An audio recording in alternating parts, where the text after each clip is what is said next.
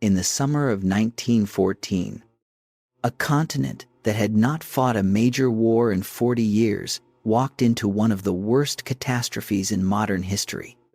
Not by accident, not by miscalculation alone, but through a system so carefully constructed, so rationally designed to provide security, that when it finally broke, it broke everything at once. Consider what Europe was in those final years before the war. Trains crossed borders that had been peaceful for decades. Scientists collaborated across national lines. The German Kaiser was the British king's cousin.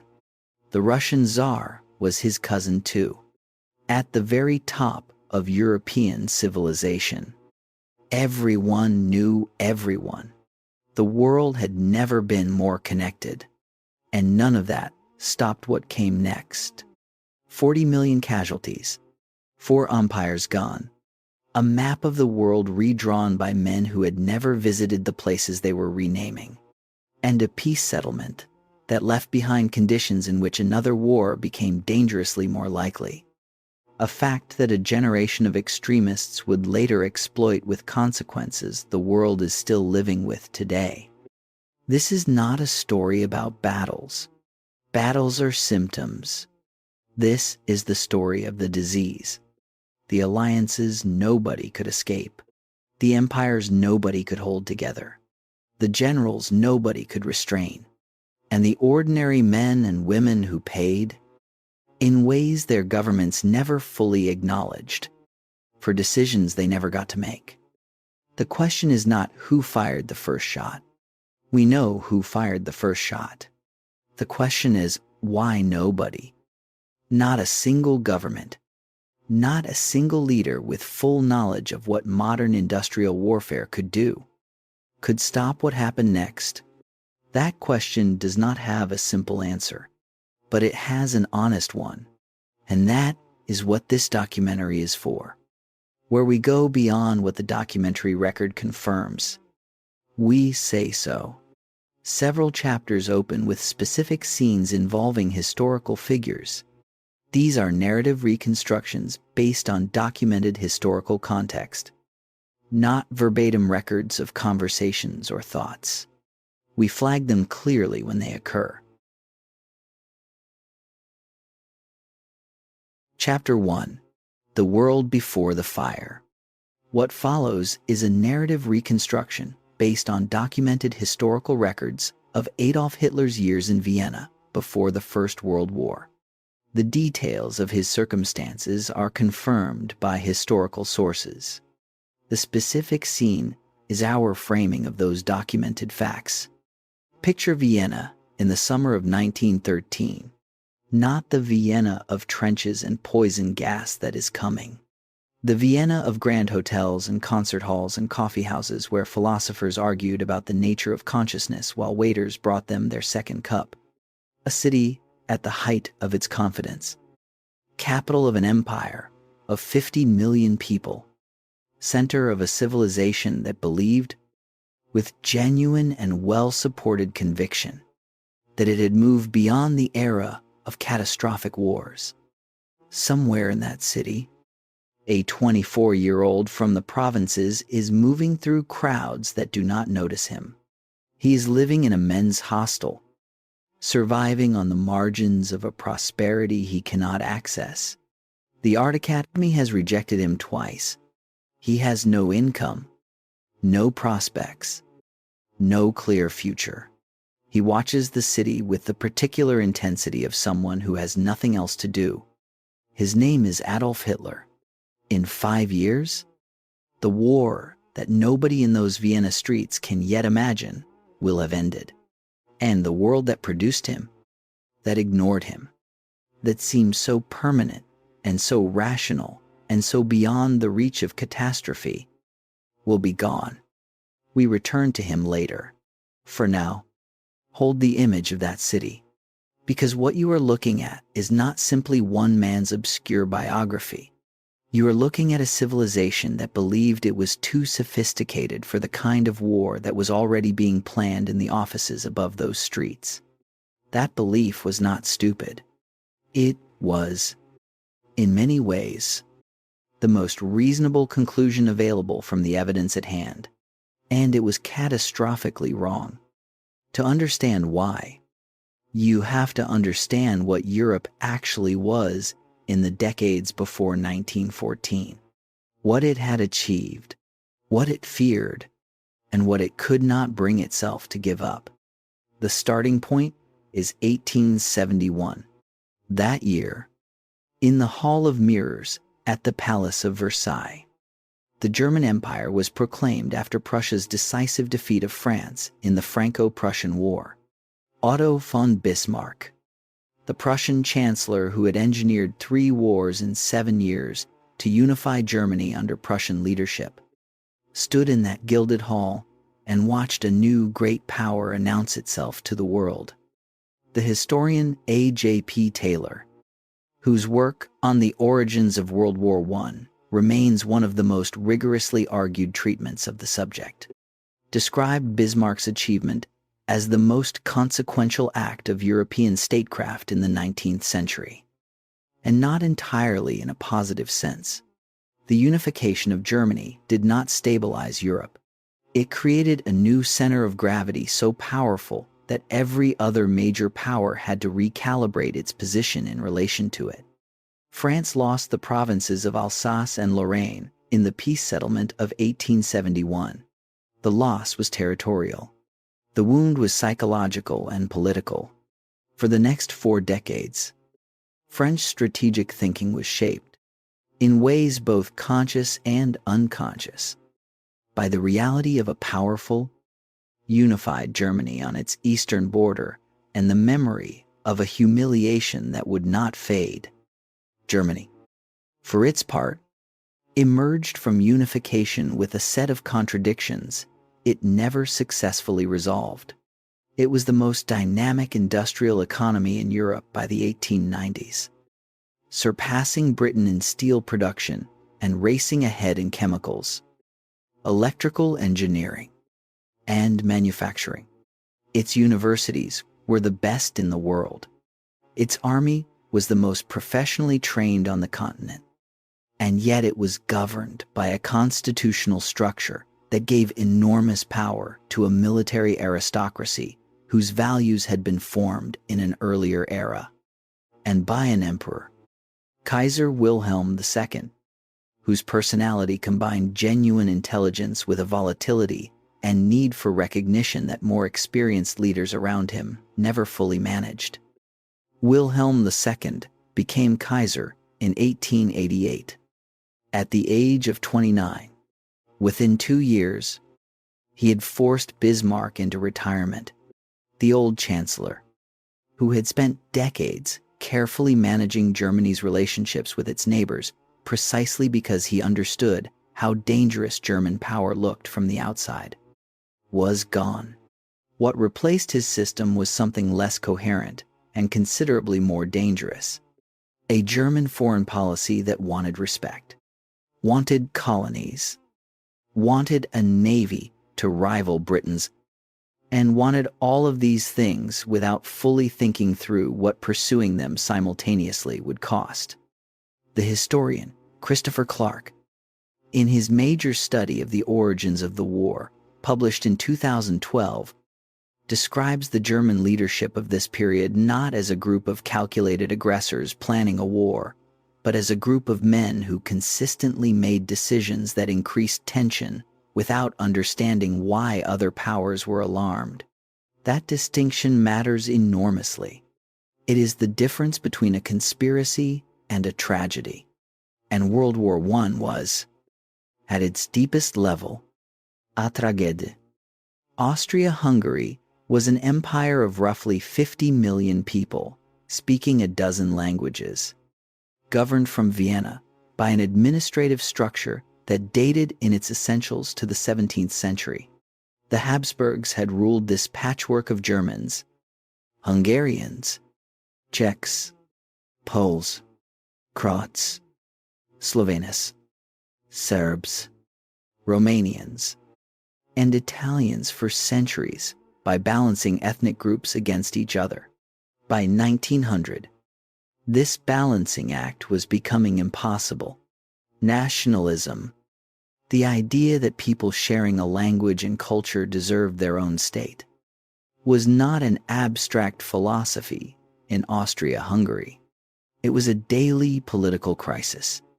Russia was a vast empire undergoing industrialization at a pace that its social and political structures could not absorb. The revolution of 1905 had been contained but not resolved. Tsar Nicholas II had made concessions, established a parliament called the Duma, and then spent the following years quietly undermining it. The Russian state was simultaneously modernizing and resisting modernization, expanding its military capacity while refusing the political reforms that might have given its population a genuine stake in the system. Britain presents a different kind of puzzle. The British Empire in 1900 was the largest in human history, covering roughly a quarter of the world's land surface. Britain's navy was the most powerful in the world, and yet Britain, in 1914, had no formal commitment to fight in a European war. Its alliance with France was an entente, meaning understanding, not a treaty of mutual defense. When the July crisis unfolded in 1914, there were serious figures in the British cabinet who argued with genuine conviction that Britain had no obligation and no interest in joining a continental war. That argument lost. Why it lost is something we will return to. These are not the ingredients of a stable system, but they are also not the ingredients of a war that had to happen.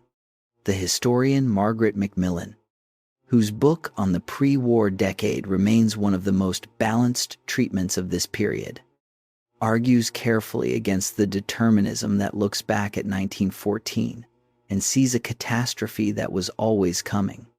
The decisions that produced the war were made by specific people in specific moments with specific information and specific fears. At multiple points, different decisions could have produced different outcomes. What made different decisions so difficult to make is what we have to understand. The decades between 1871 and 1914 saw the most rapid military buildup in European history to that point. This was not simply government spending money on weapons because they wanted war. It was government spending money on weapons because every government could see every other government spending money on weapons. And in a world where the difference between victory and defeat could be measured in weeks of mobilization time, falling behind felt like an existential risk.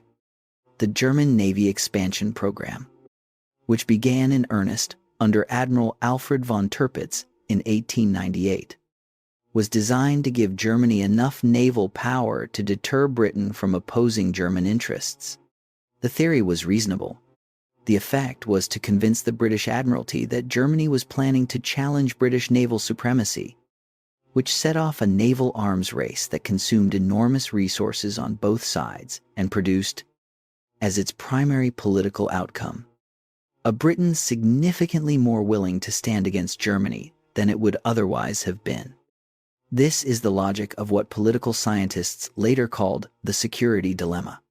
Every step a state takes to make itself more secure makes its neighbors feel less secure, which causes them to take steps that make the first state feel less secure, which causes further steps, in a cycle that produces maximum armament and minimum actual security for everyone involved. Europe by 1914 was the most armed continent in human history. It was also, by several measures, the most anxious. Ivan Bloch, a Polish banker and military analyst, published a massive study in 1898 arguing on careful analysis that a future European war would not be short and decisive, but long, grinding, and ultimately ruinous for all parties. His book was read. His conclusions were largely ignored by the people with the power to act on them. The reason his conclusions were ignored is not that military planners were stupid. It is that the conclusion he was pointing toward was incompatible with the actual decision-making environment those planners operated in. In a world of competing nationalisms, imperial rivalries, and alliance commitments, the willingness to absorb any humiliation rather than risk war was not available as a policy option for any of the major powers. The domestic political costs of appearing weak were, in the judgment of those leaders, higher than the strategic costs of appearing firm. That judgment turned out to be one of the most consequential miscalculations in human history.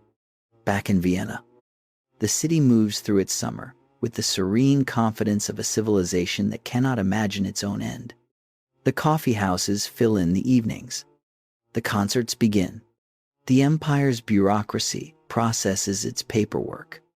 And somewhere in a men's hostel on the margins of all of this, a young man is watching and waiting. The system that is ignoring him is the same system that is sleepwalking toward catastrophe. Both facts are part of the same story, and both will take years to fully reveal themselves. The First War is coming faster than anyone knows. Chapter 2. The Alliance Trap. On the afternoon of July 5th, 1914, a German diplomat named Count Sogini arrived at the new palace in Potsdam for lunch with Kaiser Wilhelm II. What follows is reconstructed from the diplomatic dispatches that Count Sogini sent back to Vienna that same afternoon, which are preserved in the Austrian state archives and have been analyzed extensively by historians, including Christopher Clark and Samuel Williamson. The substance of what was communicated is documented. The sensory details of the setting are our framing. The summer of 1914 was warm across Northern Europe. The new palace was one of the Kaiser's preferred residences. Its Baroque grandeur, a suitable backdrop for the business of empire. Two men sat down to eat. One of them was the most powerful ruler in continental Europe. The other had come from Vienna with a question that would determine the fate of millions of people who would never know this lunch had taken place. Austria-Hungary wanted to crush Serbia in response to the assassination of Franz Ferdinand 1 week earlier. But Vienna needed to know whether Germany would stand behind it if Russia intervened. Without that assurance, the Austrian leadership could not act. With it, they could move against Serbia regardless of the consequences. According to Sogini's dispatch to Vienna, the Kaiser gave Austria-Hungary his unconditional support. History calls it the blank check. To understand why that conversation was possible at all, why a blank check from one government could commit millions of soldiers to a war they had not yet been told about, you have to understand the system that had been built across Europe in the 4 decades before that lunch. The story begins, as so much of the pre-war story does, with Bismarck. After creating the German Empire in 1871, Bismarck understood with clarity that Germany's position in Europe was inherently dangerous. A powerful, unified Germany at the center of the continent was precisely the kind of state that had historically caused other powers to form coalitions against it. His strategic goal for the next 2 decades was to prevent that coalition from forming, specifically to prevent France from finding powerful allies. His instrument was a system of interlocking agreements that kept the other major powers either aligned with Germany or at odds with each other. The Three Emperors League bound Germany, Austria-Hungary, and Russia in a loose agreement of mutual consultation. When that arrangement broke down over competing interests in the Balkans, Bismarck negotiated the Triple Alliance of 1882, bringing Germany, Austria-Hungary, and Italy into a formal mutual defense pact. He simultaneously maintained a secret reinsurance treaty with Russia, ensuring that even as Austria-Hungary and Russia competed for influence in the Balkans, Germany remained connected to both. It was, as A.J.P. Taylor observed, a system of extraordinary complexity that only Bismarck could operate. When Wilhelm II forced Bismarck out in 1890 and allowed the reinsurance treaty with Russia to lapse, the system began to unravel almost immediately. Russia, finding itself without a German connection, turned toward France. The Franco-Russian alliance of 1894 was the first consequence of Bismarck's removal, and it was precisely the outcome he had spent 20 years preventing. France now had a powerful ally on Germany's eastern border. Germany now faced the prospect of a two-front war that its military planners had identified as their greatest strategic nightmare. The response to this strategic reality was the Schlieffen Plan, named after the German Chief of Staff, Alfred von Schlieffen, who developed its core logic in the years around 1900. If Germany faced a two-front war against France in the west and Russia in the east, the plan called for a rapid, overwhelming offensive against France first, knocking it out of the war within 6 weeks, then transferring forces east to deal with Russia. The plan required moving German armies through Belgium, whose neutrality had been guaranteed by the major European powers since 1839. The implications of this plan were enormous. The Schlieffen Plan meant that if Germany went to war with Russia for any reason, it would almost certainly also attack France, because the military timetable required it. And attacking France through Belgium would almost certainly bring Britain into the war. Because Britain had treaty obligations to Belgium, and because allowing Germany to control the Belgian and French coastline directly across the English Channel was incompatible with British strategic interests. The military planning process had created a situation in which a war between Austria-Hungary and Serbia, if it escalated to involve Russia, would, through the logic of the alliance system and the military timetables that served it, almost automatically become a continental war involving all the major powers. This is what the historian Christopher Clark means when he describes the July crisis as a tragedy rather than a conspiracy. No single power planned World War I. What happened instead was that a system designed to provide security had created conditions in which security could only be maintained by a degree of restraint that the political pressures of the moment made nearly impossible to sustain. Britain's entry into the alliance system came later, and more reluctantly than France's or Russia's.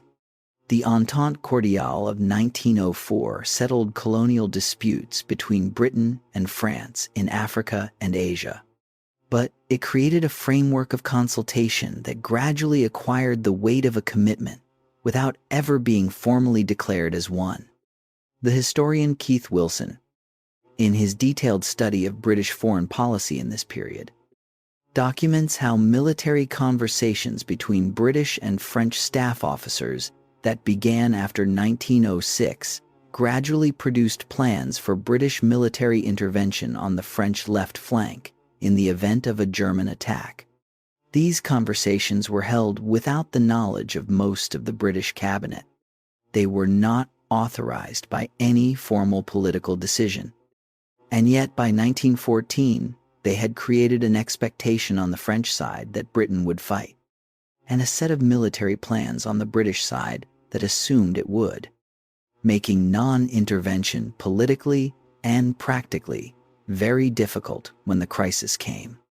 This is one of the most important and least discussed aspects of the alliance system. The formal treaties were only part of the story. Equally important were the informal understandings, the staff conversations, the intelligence sharing arrangements, and the political expectations that accumulated around those treaties over time. Italy's position illustrates the system's complexity from a different angle.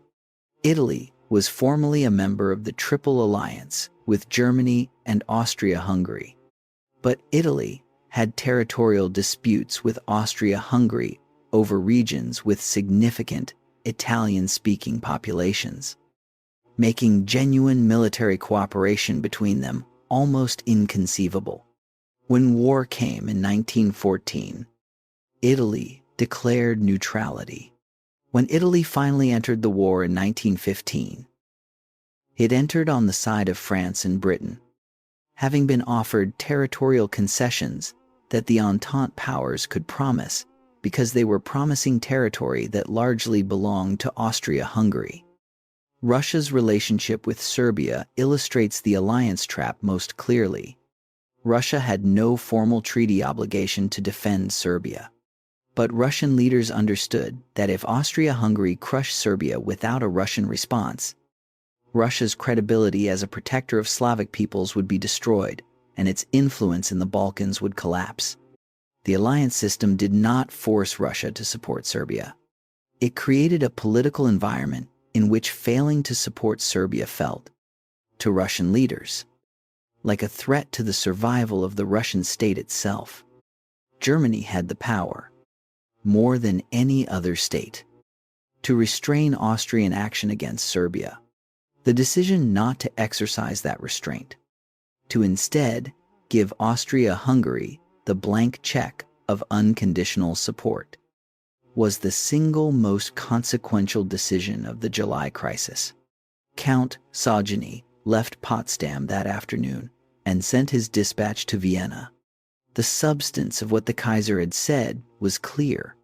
Austria-Hungary could count on Germany's full support, whatever action it chose to take. The Kaiser returned to his afternoon schedule. He left Berlin the next day for a sailing holiday in Norway, apparently convinced the crisis would resolve itself without requiring his direct management. That confidence was misplaced. The blank check he had just issued would set in motion a chain of events that none of the men involved had fully imagined. The system they all inhabited was about to demonstrate that it was larger and faster and more dangerous than any of them understood. Chapter 3. The Assassination That Wasn't the Cause. Sarajevo, June 28, 1914, 10:15 in the morning. A 20-year-old named Nedeljko Kabrinović stands on a bridge over the Miljacka River and watches the motorcade of Archduke Franz Ferdinand pass below him. He pulls a hand grenade from his coat, strikes the detonator against a lamppost, and throws it at the Archduke's open car. The grenade bounces off the folded-back convertible cover and explodes under the following car. Several people are wounded. The Archduke's driver accelerates. The motorcade continues. Kabrinović swallows a cyanide capsule and jumps into the river. The cyanide makes him violently ill. The river, in late June, is 4 inches deep. Police pull him out, roughly a mile away. A 19-year-old named Gavrilo Princip hears the explosion, concludes that the mission has failed, and walks to a nearby delicatessen to buy something to eat. What happens in the next 2 hours will produce the most consequential act of political violence in modern history. But it will not happen because of careful planning or organizational genius. It will happen because of a wrong turn. After the attack, Franz Ferdinand insists on visiting the wounded from the grenade explosion at the hospital. The motorcade sets off again. The lead driver, not informed of the route change, turns onto Franz Josef Street by mistake.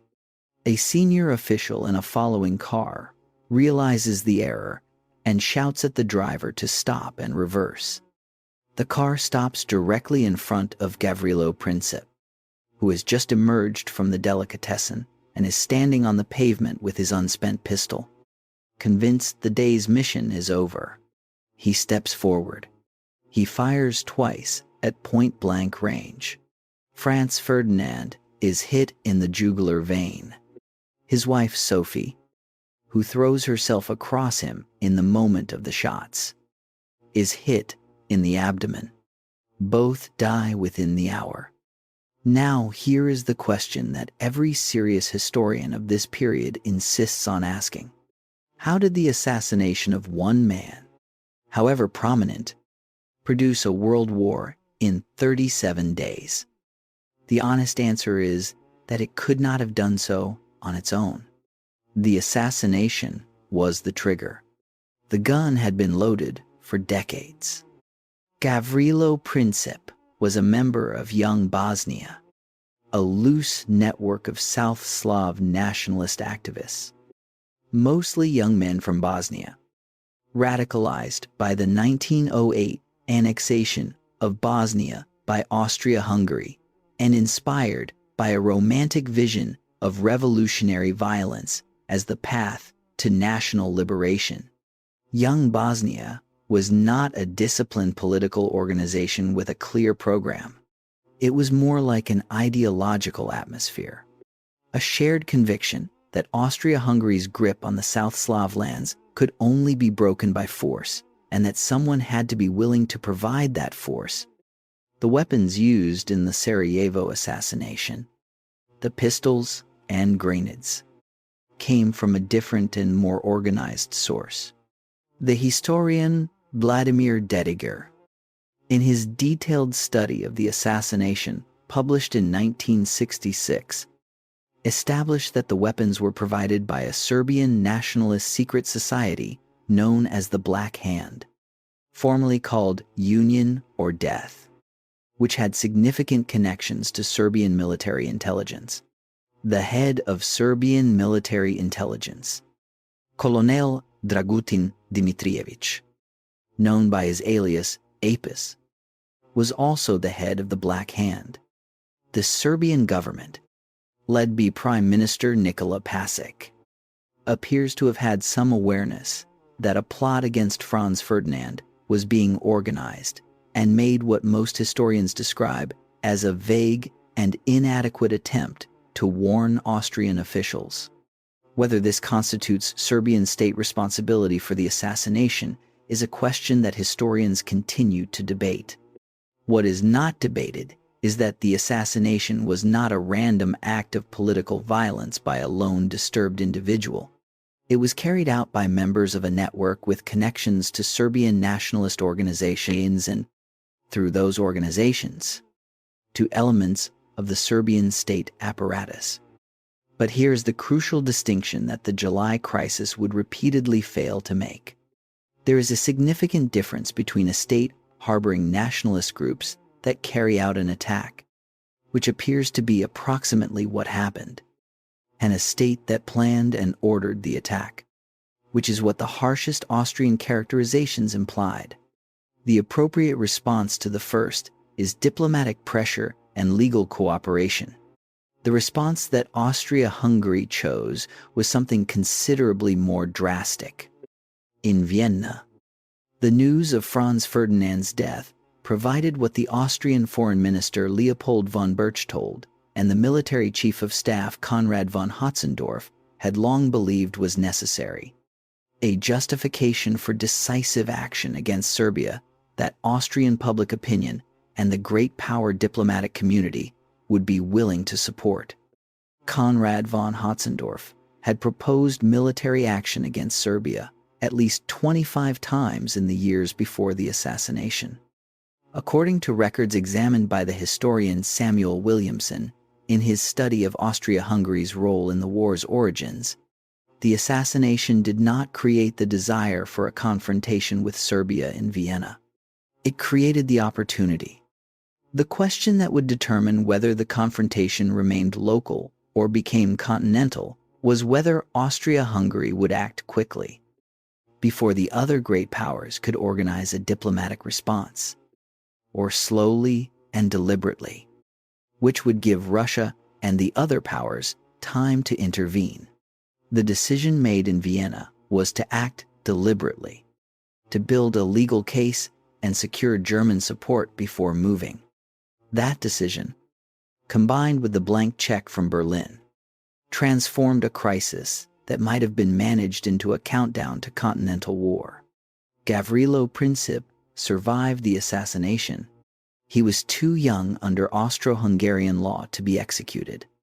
So, he was sentenced to 20 years in prison. He developed tuberculosis from the conditions of his imprisonment and died in April of 1918. 7 months before the war, he had helped trigger finally ended. He died without knowing what he had set in motion. Whether he would have pulled the trigger if he had known is a question history cannot answer. What history can answer is this: the shot he fired on that corner in Sarajevo did not cause the war that followed. It revealed the war that was already waiting to happen. And it is the system, not the shooting, that we have to understand. Chapter 4. The July Crisis, 37 Days to Catastrophe. Remember Count Saugini leaving Potsdam with the Kaiser's blank check on July 5th. Remember the wrong turn in Sarajevo on June 28th. Now picture a third man. His name is Theobald von Bethmann-Hollweg. He is the German Chancellor, the civilian head of government. And in the 37 days between the assassination and the outbreak of general war, he will make a series of decisions that he himself later described as a leap into the dark. Bethmann-Hollweg is not a villain in the simple sense. He is a man of genuine intelligence and genuine conscience, trapped inside a system that gives him less room to maneuver than he understands. His private letters from July of 1914, preserved in German state archives and analyzed extensively by historians, including Fritz Fischer and Christopher Clark, reveal a man who sees the danger clearly and chooses the risk anyway, because within the logic of the system he governs, the alternatives look worse. His story is the story of the July Crisis itself. And the July Crisis is the story of how the answer to our central question begins to take shape. How do millions of people march into a catastrophe that everyone could see coming? You watch what Bethmann-Hollweg does in these 37 days, and you begin to understand. The first decisive decision was made in Vienna in the days immediately following the assassination. The Austrian leadership determined that the crisis required a military response against Serbia, not merely a diplomatic one. With the German blank check secured, Vienna turned to drafting an ultimatum. The document that emerged on July 23rd was designed, in the judgment of most historians, to be unacceptable. It demanded that Serbia suppress all anti-Austrian propaganda, dismiss officials identified by Austria-Hungary as hostile, and most significantly, allow Austro-Hungarian officials to participate directly in the Serbian investigation of the assassination, a demand that would have effectively compromised Serbian sovereignty. The British Foreign Secretary Edward Grey, when he read the ultimatum, described it as the most formidable document he had ever seen, one state addressed to another. Serbia's response, delivered on July 25th, was a diplomatic masterpiece. It accepted almost all of Austria-Hungary's demands, qualifying only the provision about Austro-Hungarian officials participating in Serbian legal proceedings on the grounds that this would violate the Serbian constitution. The response was conciliatory enough that Kaiser Wilhelm, reading it, wrote in the margin that every reason for war had disappeared. Wilhelm's marginal comments were either ignored or suppressed by the German military and civilian leadership. Vienna rejected the Serbian response as inadequate and declared war on Serbia on July 28, 1914, exactly 1 month after the assassination. The historian Samuel Williamson argues that Vienna had made its decision before the Serbian response was read and was looking for justification rather than negotiation. The military window for a swift campaign against Serbia before Russian intervention was closing. The political decision had already been made. The diplomacy was performance. In St. Petersburg, Tsar Nicholas and his foreign minister Sergei Sazonov faced a decision that felt, to them, existential. If Russia allowed Austria-Hungary to destroy Serbian independence without response, Russia's credibility as a great power in the Balkans was finished. The Tsar authorized general mobilization on July 31st. The Russian general mobilization was the decision that made a continental war almost certain. Because of its effect on German military planning, the Schlieffen Plan required Germany to attack France before Russia could fully mobilize. Once Russia began general mobilization, the German military leadership told the political leadership that delay was impossible. Every day of delay allowed Russia to get further ahead in its mobilization schedule. Bethmann Hollweg, who had spent the previous weeks gambling that the crisis could be managed, now found himself in the position of a man who had bet everything and lost. On August 1st, Germany declared war on Russia. On August 3rd, Germany declared war on France. On August 4th, German forces crossed into Belgium, activating the British treaty obligation and bringing Britain into the war. In the space of 6 days, a war between Austria-Hungary and Serbia had become a general European war involving all the major powers. There were genuine moments of opportunity for de-escalation in these 37 days. On July 29th, Edward Grey proposed a four-power conference to mediate the dispute. Germany refused. On July 31st, Grey made a direct appeal to Germany to join Britain in pressing Austria-Hungary for restraint. On August 1st, Britain proposed that if Germany did not attack France, Britain would guarantee French neutrality. The German military leadership told Bethmann Hollweg this was operationally impossible because the Schlieffen Plan required the attack on France to begin immediately. The machinery of mobilization, once started, ran on its own logic.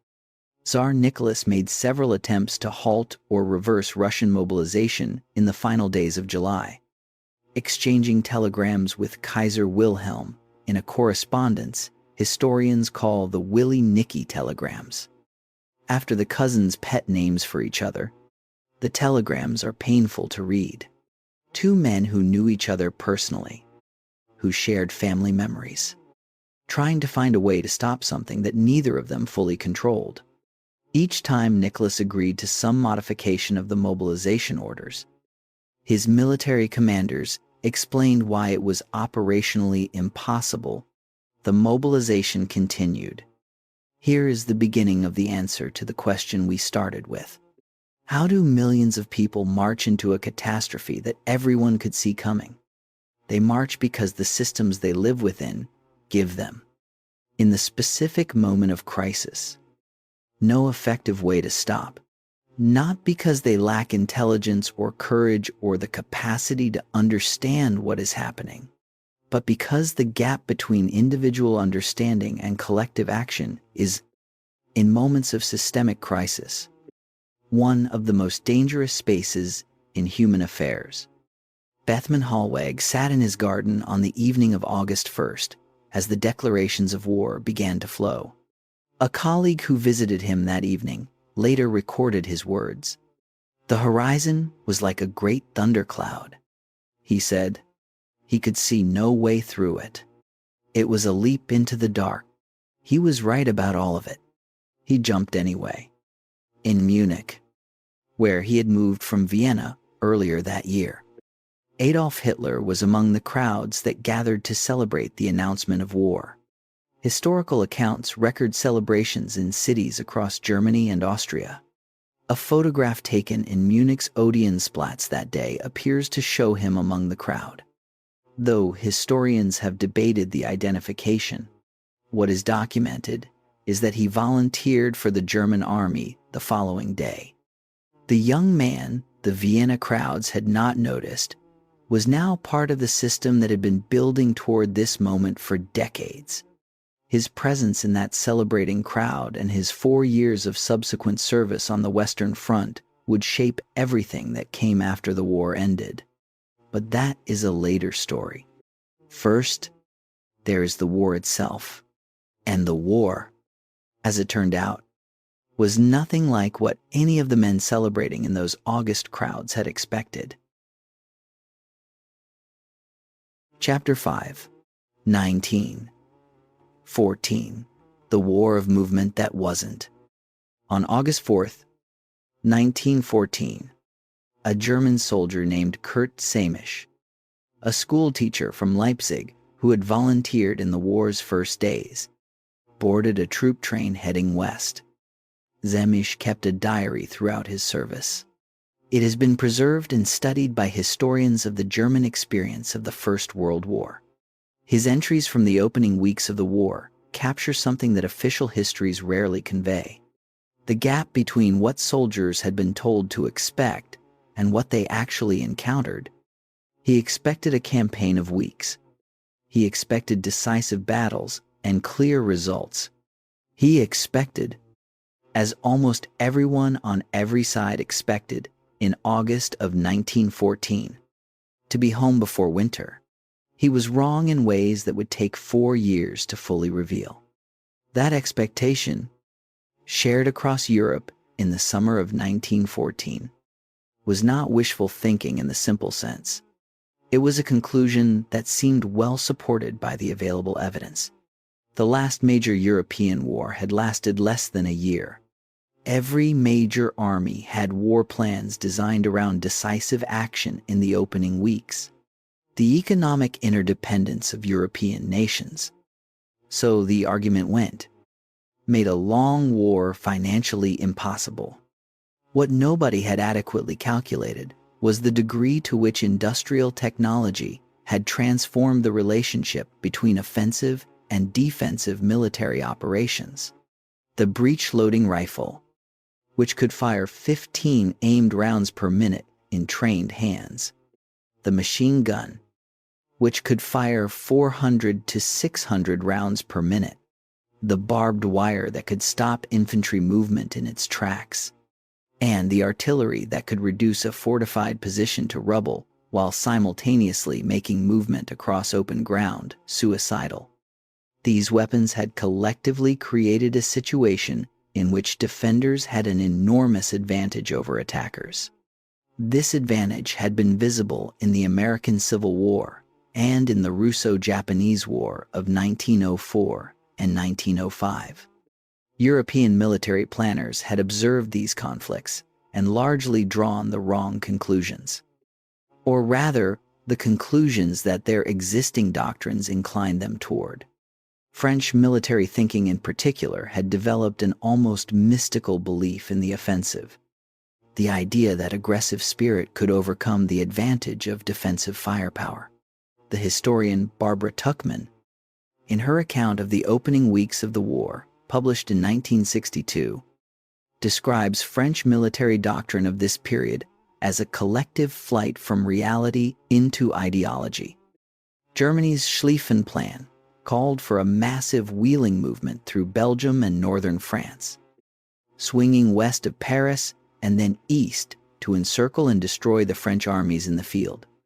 The plan's success depended entirely on speed, on the German armies moving faster than the French and British could react, and on the right wing of the German advance being strong enough to execute the full wheeling movement. In practice, the plan began to unravel almost from the moment it was implemented. The German armies that crossed into Belgium on August 4th encountered something they had not fully planned for: resistance. The Belgian army, small by European standards, fought with unexpected determination. The fortress city of Liège held out for 11 days against German assault before finally falling to massive siege artillery. Those 11 days were not militarily decisive in themselves, but they disrupted the German timetable and brought Britain into the war with a moral clarity and public unity that might have been harder to achieve had Germany's passage been unopposed. The German advance through Belgium and into northern France was nonetheless initially devastating. By late August, German forces had penetrated deep into France. The French armies, attempting the aggressive offensive their doctrine demanded in Alsace and Lorraine, suffered catastrophic losses. The Battle of the Frontiers, fought in the last days of August, resulted in French casualties that historians estimate in the hundreds of thousands of men killed, wounded, or captured in the space of days. Though the precise figures remain a matter of scholarly debate given the chaos of the records from this period, it stands as one of the bloodiest episodes in French military history. The French commander, General Joseph Joffre, responded to this catastrophe with a combination of ruthlessness and operational flexibility that would prove decisive. He fired the generals who had failed, reorganized his armies, and began a strategic retreat southward to preserve his forces for a counterattack when the German advance had overextended itself. By early September, the German right wing had reached the Marne River east of Paris. The French government had evacuated to Bordeaux. The German High Command had reason to believe that victory was within reach. Then came what the French would call the miracle of the Marne. It was not, on examination, a miracle. It was the result of several converging factors that combined to produce an outcome the German planners had not anticipated. First, the German armies had outrun their supply lines.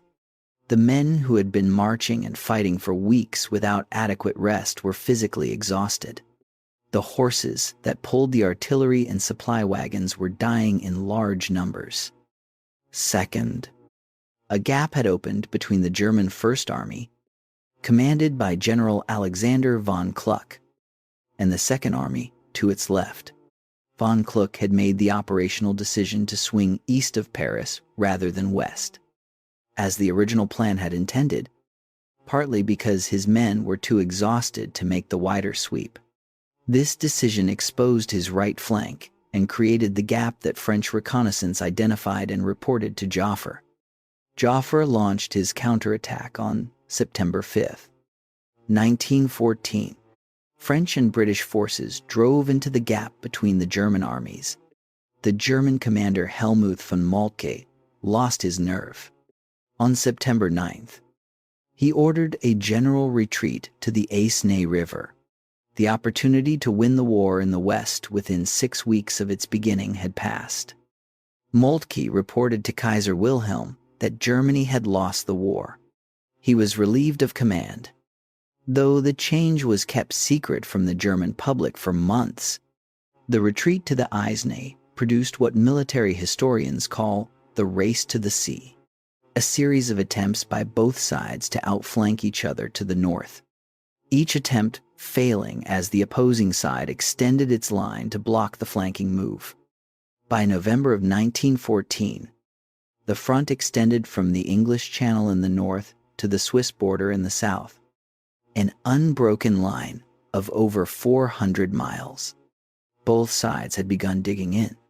Kurt Semisch was among them. He had survived the advance through Belgium, the Battle of the Marne, and the race to the sea. He was now in a trench in northern France, looking across a strip of mud and wire at an enemy he could not see. Christmas was coming. The war was not ending. On Christmas Day, 1914, along several sections of the line, German and British soldiers emerged from their trenches and met in the space between. They exchanged cigarettes. In some places, someone produced a football. Kurt Semisch was among the German soldiers who participated. He wrote in his diary that night that it was the most extraordinary thing he had ever seen. Men who had been trying to kill each other standing in the frozen mud, showing each other photographs of their families. He went back to his trench. The war resumed. It would continue for 4 more years. The young men who had cheered at railway stations and in public squares in August of 1914 had been promised a short, decisive adventure. What they had been given instead was a stalemate that showed no sign of resolution. The question those men would have been asking, if they asked it at all, was the right question. How does this end? What is it for? The answers to those questions would take 4 more years of industrial killing to work out. And by the time the answers came, the world that had sent those men into the trenches would no longer exist in the form anyone had known. Chapter 6. The Trenches, Industrial Killing, and the Collapse of Meaning. Picture a hole in the ground in northern France in the winter of 1915. Not the romantic trench of popular imagination. Not the neat parallel lines on a military map. A waterlogged channel roughly 6 feet deep and 3 feet wide. Its walls held up by wooden planks and sandbags, slowly dissolving in the rain. The floor is a mixture of mud and standing water that in some sectors reaches a man's knees.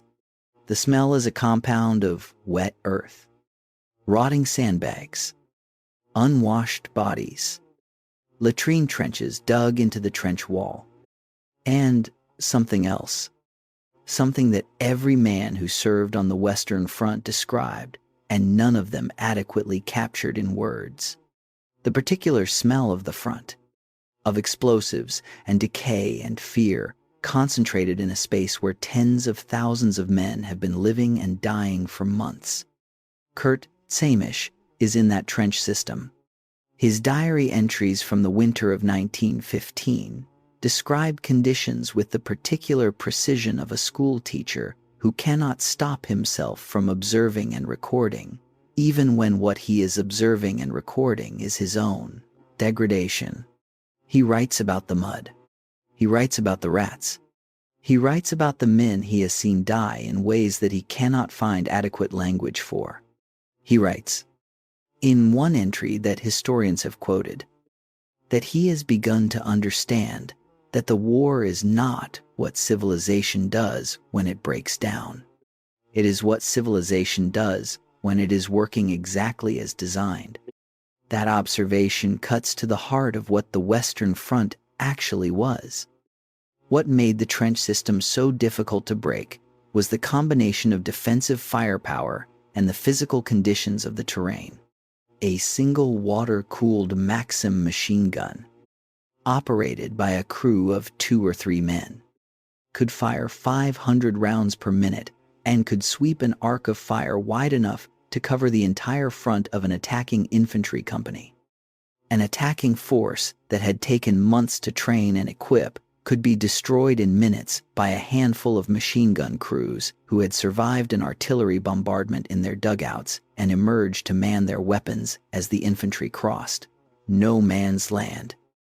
The artillery that was supposed to destroy those machine guns before the infantry attacked was itself constrained by the conditions of the front. Shell production had not kept pace with the demands of industrial warfare. Accurate targeting across distances of miles was extraordinarily difficult, and the preliminary bombardments that preceded major attacks, far from destroying the defenses, often churned the ground into a moonscape of craters and mud that made the subsequent infantry advance even more difficult. The result was a series of offensives in 1915 that consumed enormous quantities of men and material for territorial gains measured in hundreds of yards.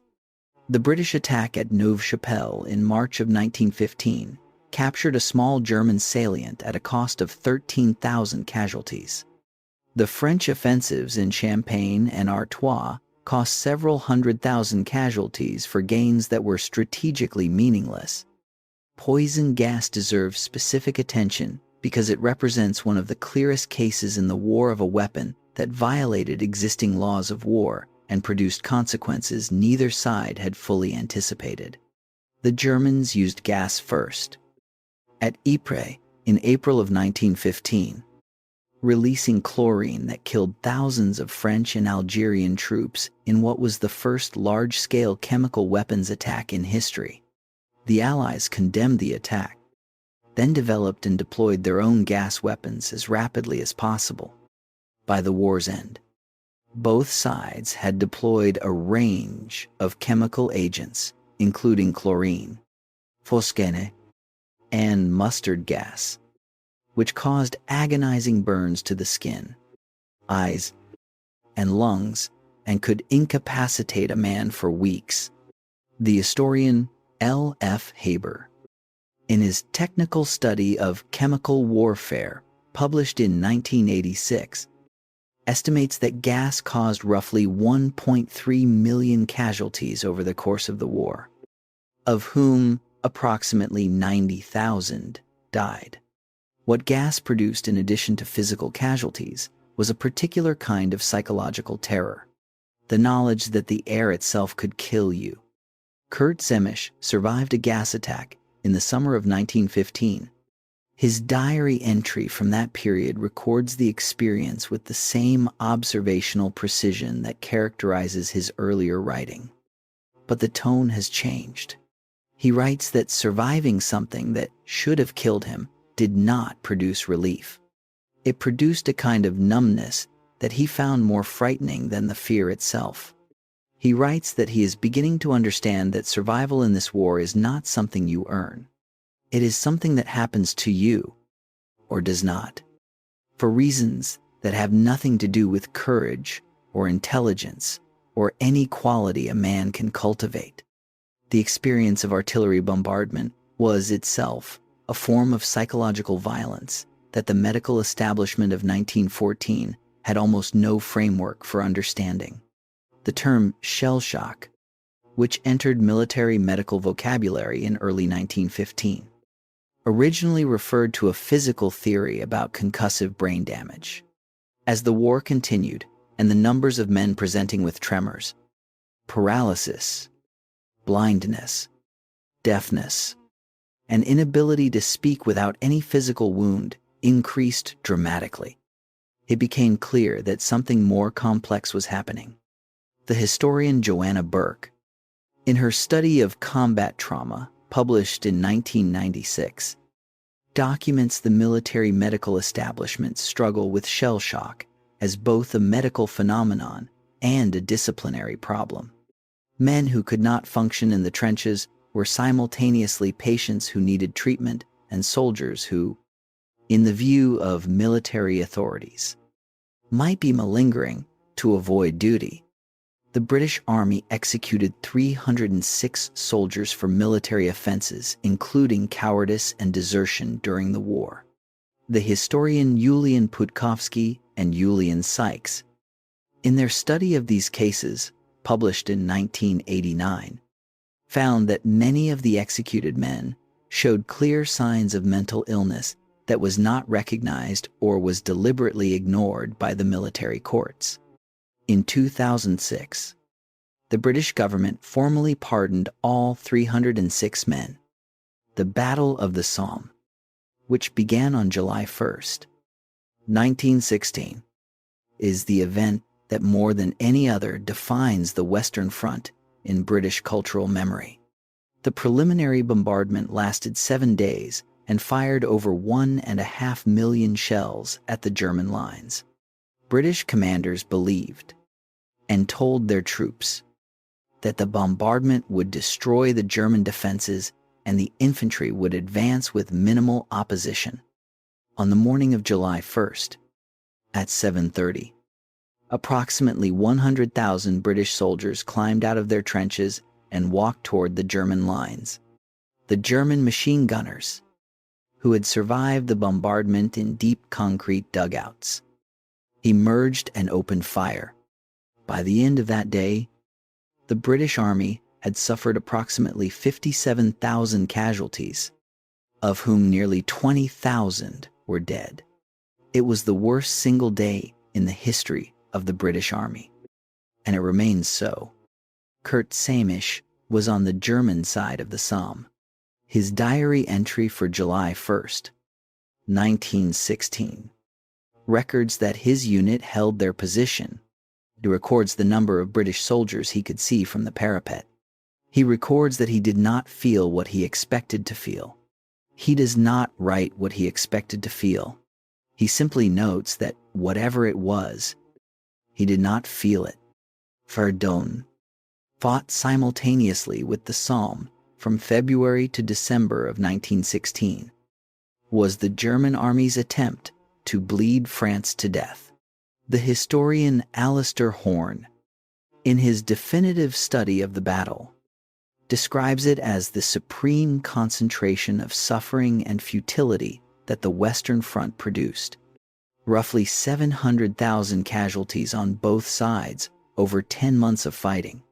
Ground so contaminated by unexploded ordnance and chemical agents that large areas around Verdun remain uninhabitable more than a century later. What emerged from Verdun and the Somme was not a solution to the problem of the Western Front. It was a generation of soldiers who had learned, at enormous cost, what industrial war actually was, and a generation of commanders who were slowly, painfully, and with insufficient urgency learning how to fight it differently. The war poetry that emerged from the Western Front represents one of the most direct records of this experience. Wilfred Owen served on the Western Front from January of 1917 until his death in action on November 4th, 1918, 1 week before the armistice. He wrote poems that stripped away the language of heroism and confronted the physical reality of industrial killing with a directness that the literary establishment of his time found almost unbearable. His poem Dulce et Decorum Est, written after witnessing a gas attack, ends with a direct challenge to what he called the old lie, the Latin phrase meaning it is sweet and proper to die for one's country. The poem is not a political argument.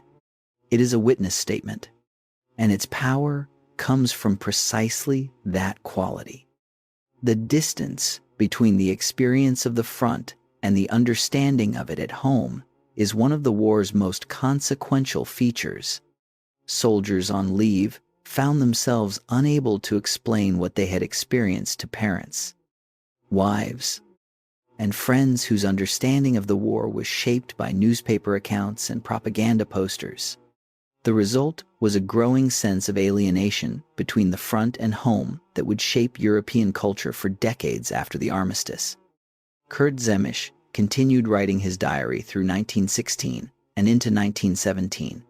His entries grow shorter over time, not because he has less to say, but because, as he writes in one late entry, the words are becoming harder to find for things that words were not designed to describe. He is still alive. He will continue to be alive through the events that follow. His story is not over yet, but something in him, something he cannot quite name in his diary, has already ended. The trenches did not break the men who survived them in the simple sense. They broke something larger. They broke the 19th century's faith in progress, in civilization, in the idea that educated, rational human beings governing modern states would find ways to resolve their differences that fell short of mutual destruction. That faith did not recover, and the world that came after the war was shaped, in ways both visible and invisible, by its absence. Chapter 7.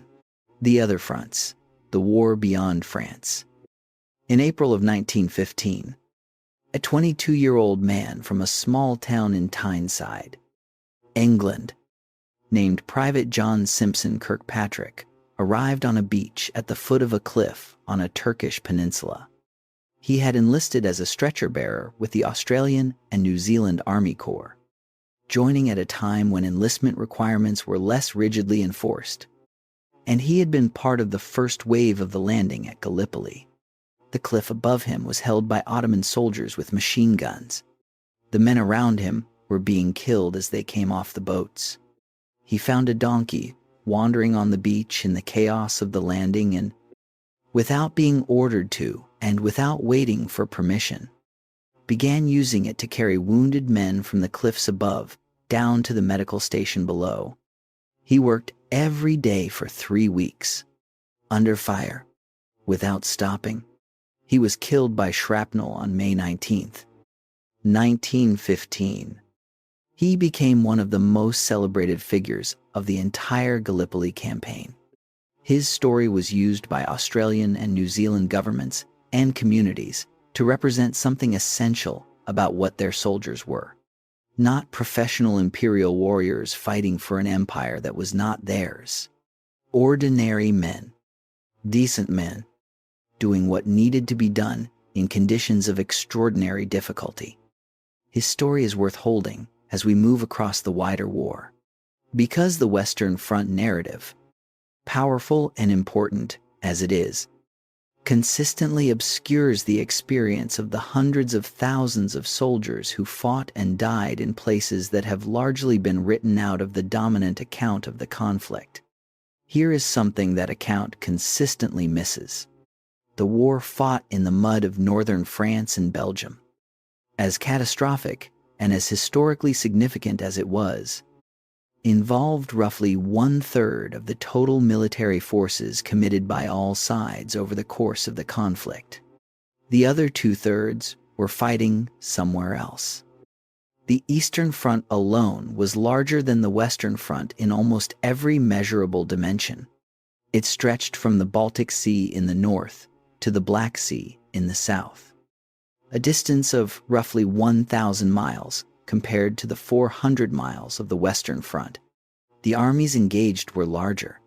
The territory that changed hands was vastly greater, and the experience of the war in the East was fundamentally different from the experience in the West.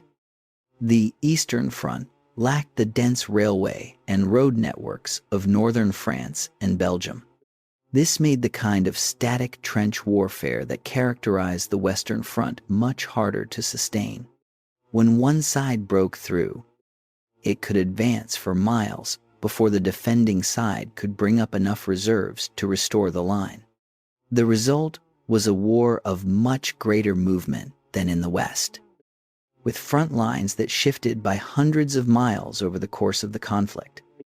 The Russian army mobilized roughly 12 million men over the course of the war. Russian casualties, including killed, wounded, and captured, exceeded 5 million by the end of 1916. Based on estimates compiled by historians, including Norman Stone in his study of the Eastern Front, published in 1975, the combination of poor logistics, inadequate equipment, and the genuine military skill of German forces opposing them produced a rate of attrition that the Russian state could sustain in terms of sheer manpower, but could not sustain in terms of the political legitimacy that continued sacrifice required. The pattern of the Eastern Front was established early. At the Battle of Tannenberg in August of 1914, German commanders Paul von Hindenburg and Erich Ludendorff encircled and destroyed an entire Russian army, capturing roughly 90,000 prisoners. It was one of the most complete military victories of the entire war and made the reputations of two commanders who would eventually exercise something close to military dictatorship over Germany in the war's final years. The Russian army recovered with remarkable speed. A successful offensive into Austrian Galicia in the fall of 1914 threatened the Carpathian passes into Hungary, Austria-Hungary, proving consistently less capable militarily than its German ally, suffered severe losses that required German intervention to stabilize. The pattern of German military competence propping up Austro-Hungarian inadequacy would repeat throughout the war. The Brusilov offensive of the summer of 1916 achieved the most significant Allied military success of the middle years of the war. The commander, Alexei Brusilov, attacked on a broad front using innovative tactics, striking simultaneously at multiple points to prevent the Austrians from concentrating reserves. He captured over 400,000 Austro-Hungarian prisoners and temporarily knocked Austria-Hungary to the edge of military collapse. But the offensive also cost Russia roughly 1 million casualties. Losses the Russian army could replace in numbers, but increasingly could not replace in terms of trained leadership and institutional cohesion. By the end of 1916, the Russian army was still fighting, but the political foundations of the Russian state were crumbling in ways that would produce, in the following year, one of the most consequential political transformations in modern history. Now return to that peninsula in the eastern Mediterranean, to the beach where John Simpson Kirkpatrick was working with his donkey. The strategic logic behind the Gallipoli campaign was not stupid, whatever its subsequent reputation suggests. In the winter of 1914 to 1915, the Western Front was already showing signs of the stalemate that would define it for years. Winston Churchill, then First Lord of the Admiralty, argued for using British naval power to strike at the Central Powers from a direction they were less prepared to defend. The target was the Dardanelles, the narrow strait connecting the Aegean Sea to Constantinople, capital of the Ottoman Empire. Force the Dardanelles, threaten Constantinople, knock the Ottoman Empire out of the war, open a supply route to Russia, and potentially bring wavering Balkan states into the Allied camp. In conception, an elegant, strategic alternative to the grinding attrition of the Western Front. In execution, a masterclass in what happens when sound, strategic concepts meet inadequate resources, poor planning, hesitant leadership, and a determined enemy. The naval attempt to force the Dardanelles in March of 1915 failed when Allied battleships struck an undetected minefield and 3 ships were sunk in a single afternoon. The land campaign that followed resulted in the landings at Gallipoli on April 25, 1915. The Ottoman forces, commanded at the critical sector by a colonel named Mustafa Kemal, held the high ground with a determination and tactical skill that transformed a potentially decisive Allied advantage into a stalemate within days. Mustafa Kemal reportedly told his men that he was not ordering them to attack but to die, and that in the time they spent dying, other units would come forward to take their places. His men held. The Allies never took the heights. The 8 months that followed matched the Western Front in misery, if not in scale. The heat of the Anatolian summer, the shortage of water, the inadequate medical facilities, and the constant pressure of Ottoman attacks produced casualties that Allied governments had not anticipated. Disease killed as many men as enemy action in some periods. The evacuation in December of 1915 and January of 1916 was, by the grim irony of the campaign, its most successful operation. Roughly 80,000 men were removed from the beaches without a single combat casualty. For Australia and New Zealand, Gallipoli acquired a significance that went far beyond its military outcome. April 25th became Anzac Day, the most important commemorative occasion in both countries. For the Ottoman Empire, the successful defense became a foundational moment of national pride.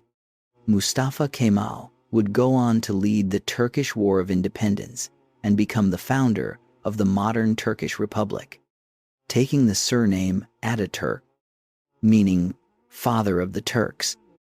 The Middle Eastern campaigns that the Ottoman entry into the war produced are among the most consequential and least understood theaters of the entire conflict. British forces captured Jerusalem in December of 1917 and eventually destroyed the Ottoman armies in the Levant in the summer of 1918. These campaigns produced a set of promises and contradictions that shaped the modern Middle East. The Arab Revolt of 1916. encouraged and partly organized by British officials, including T.E. Lawrence, brought Arab forces into action against Ottoman supply lines in exchange for British promises of Arab independence after the war. Those promises were made simultaneously with the Sykes-Picot Agreement of 1916, which divided the post-war Middle East between British and French spheres of influence, and the Balfour Declaration of 1917, which expressed British support for a Jewish homeland in Palestine. The historian David Fromkin, in his study of the post-war Middle East, published in 1989, describes the decisions made by British and French officials during the war as among the most consequential and least carefully considered in the history of modern statecraft. The borders contested in parts of the Middle East today were drawn in the aftermath of this war by men working in London and Paris, who had only the vaguest understanding of the societies they were dividing. The answer to our spine question grows clearer with each front we examine. How do millions march into a catastrophe that everyone could see coming? Partly because the systems that sent them there were so large, so interconnected, and so committed to their own logic that the individual human beings inside those systems had far less control over what was happening than any of them believed or admitted. John Simpson Kirkpatrick did not choose to be at Gallipoli. He did not choose the donkey. He did not choose the shrapnel that killed him. He made the choices he could make within a situation constructed far above him and far beyond his reach. His story is every soldier's story on every front. And it is worth remembering, as we move toward the war's final years, that behind every number, in every casualty figure, there is a specific human life that was not consulted about the decision that ended it. Chapter 8. Empires Under Pressure. On a summer morning in 1915, the American ambassador to the Ottoman Empire, Henry Morgenthau Sr., sat across a desk from the Ottoman Interior Minister Talat Pasha in Constantinople. Morgenthau had been requesting this meeting for weeks.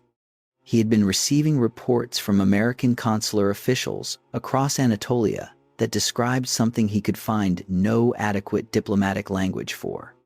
Armenians were being removed from their villages by the hundreds of thousands. The men were being separated from the women and children. The men were being killed.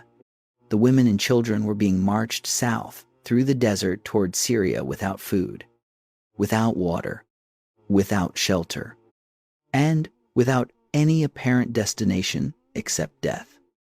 Morgenthau later described the meeting in detail in his memoir, published in 1918. According to his account, Talat Pasha listened to his appeal without visible emotion. He told the ambassador that the matter was closed, that the Armenians had been moved for security reasons, that there was nothing further to discuss. Morgenthau left the meeting and sent another cable to Washington. Washington did not intervene. The killing continued.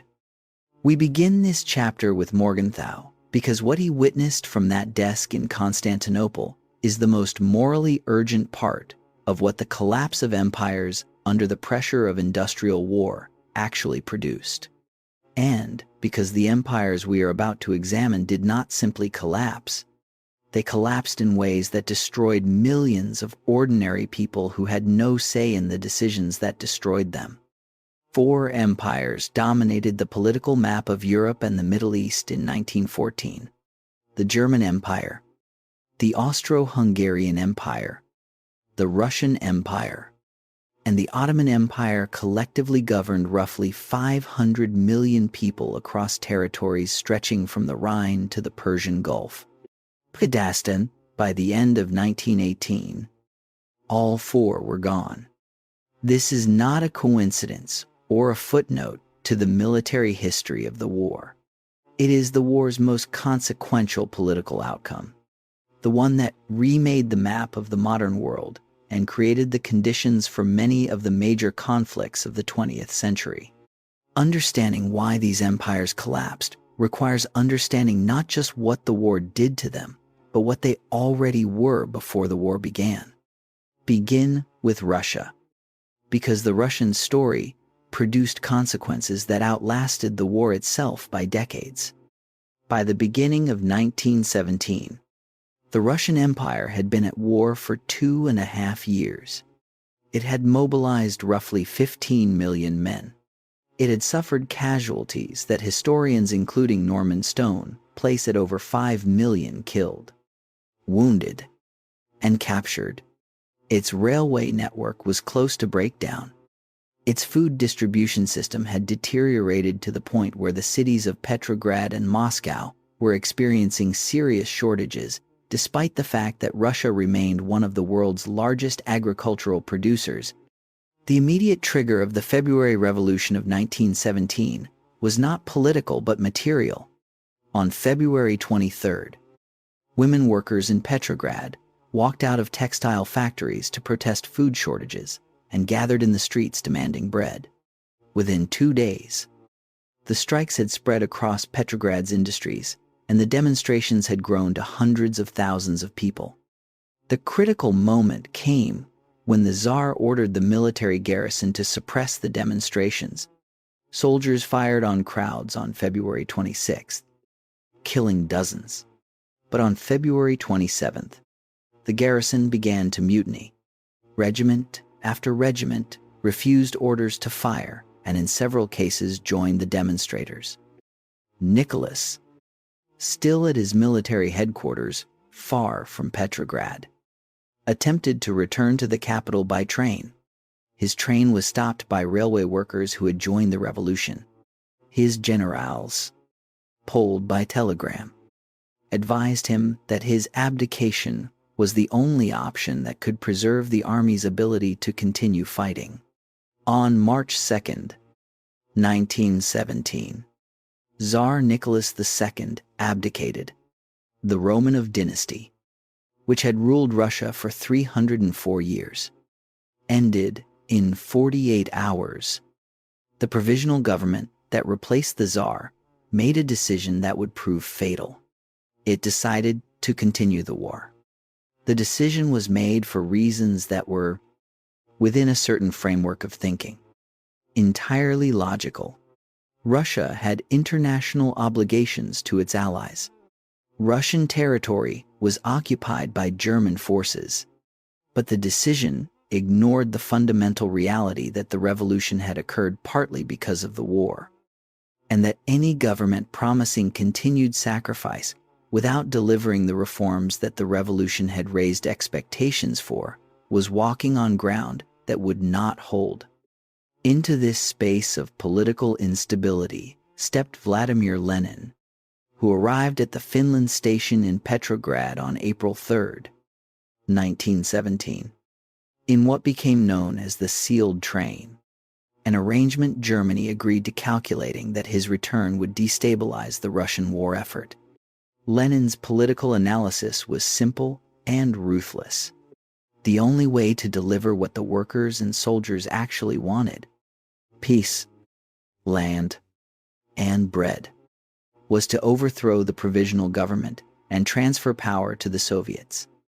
The councils of workers and soldiers that had spontaneously emerged across Russia since February. His instrument was the Bolshevik Party, a disciplined organization of professional revolutionaries. The Bolsheviks were a minority in the Soviets in April of 1917.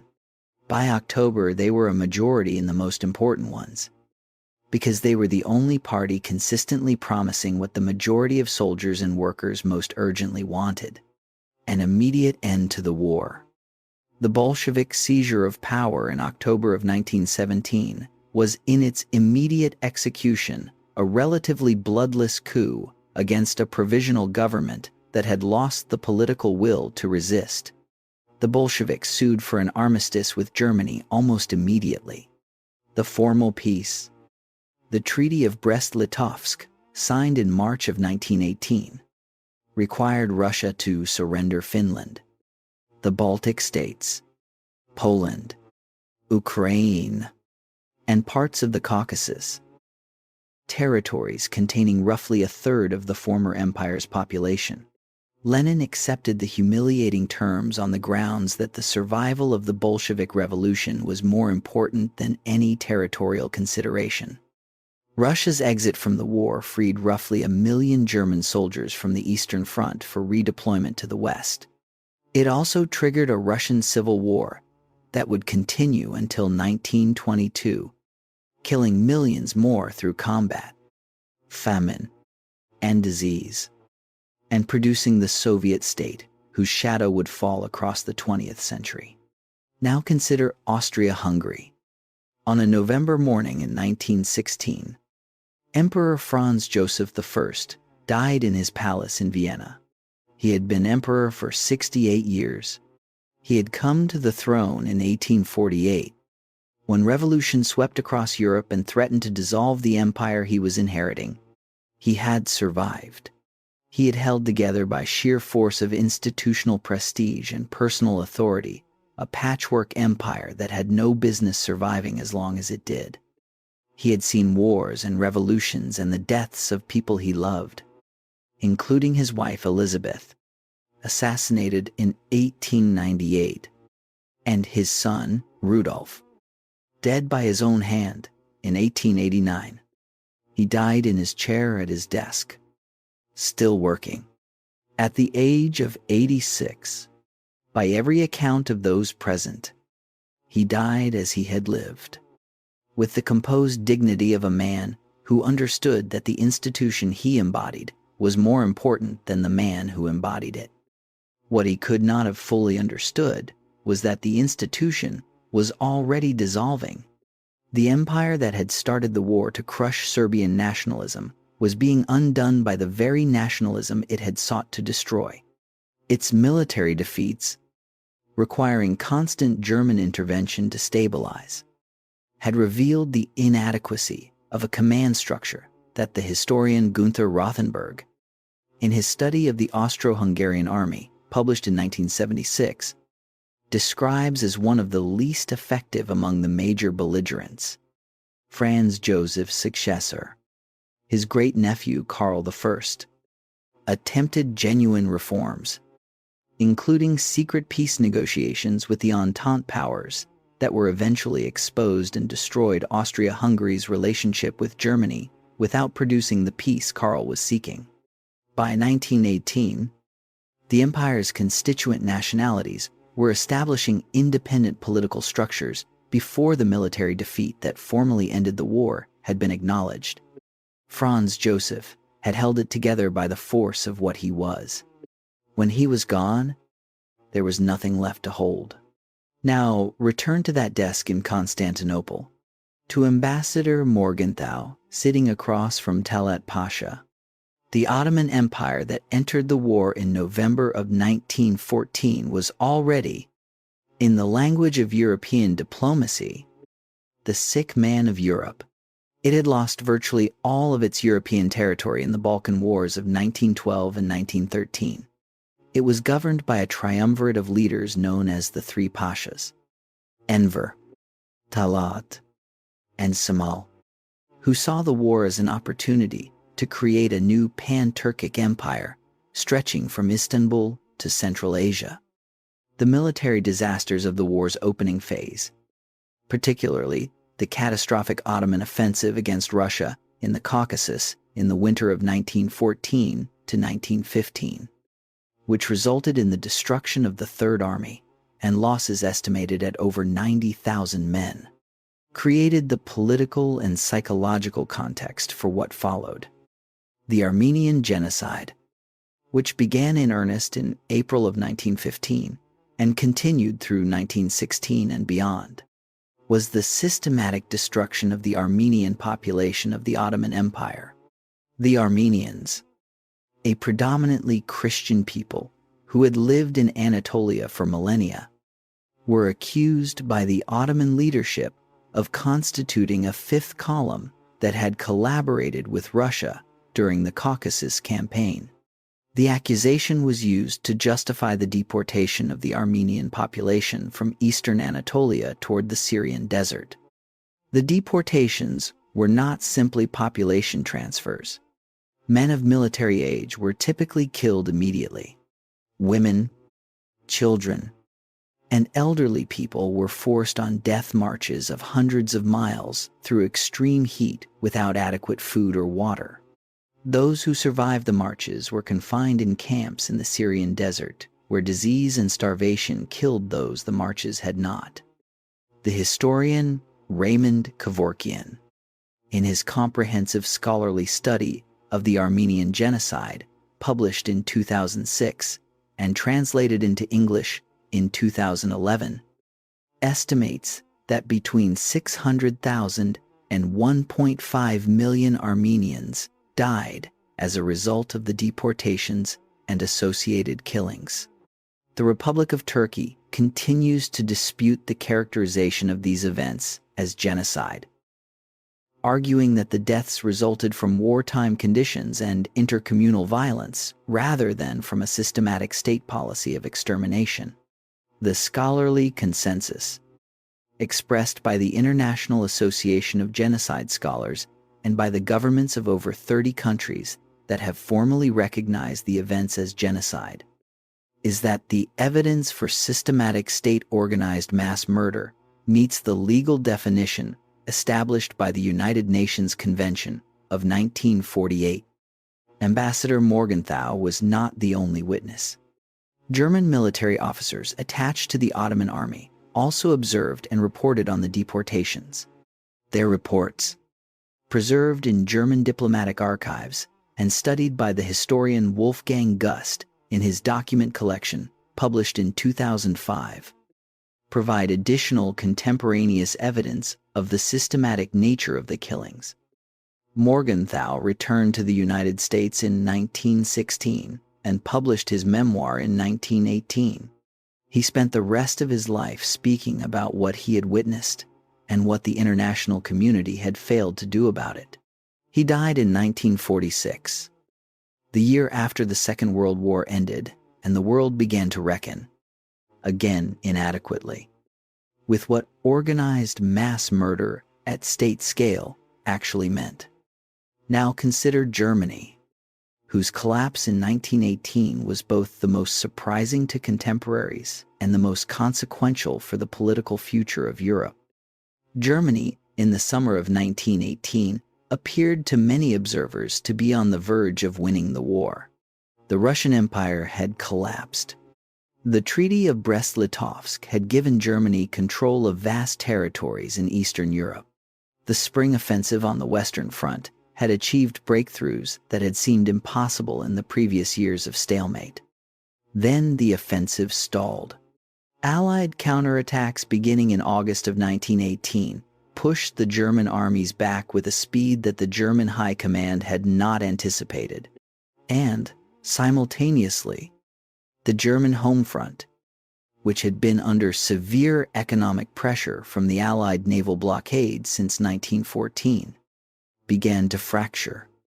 The naval blockade prevented the import of food and raw materials and produced a civilian food crisis that became acute in the winter of 1916 to 1917, known in Germany as the turnip winter, because the potato crop had failed and turnips became the primary source of nutrition for much of the population. The historian Auner Offer, in his study of food and agriculture in the First World War, published in 1989, estimates that the blockade contributed to the deaths of several 100,000 German civilians from malnutrition and related disease over the course of the war.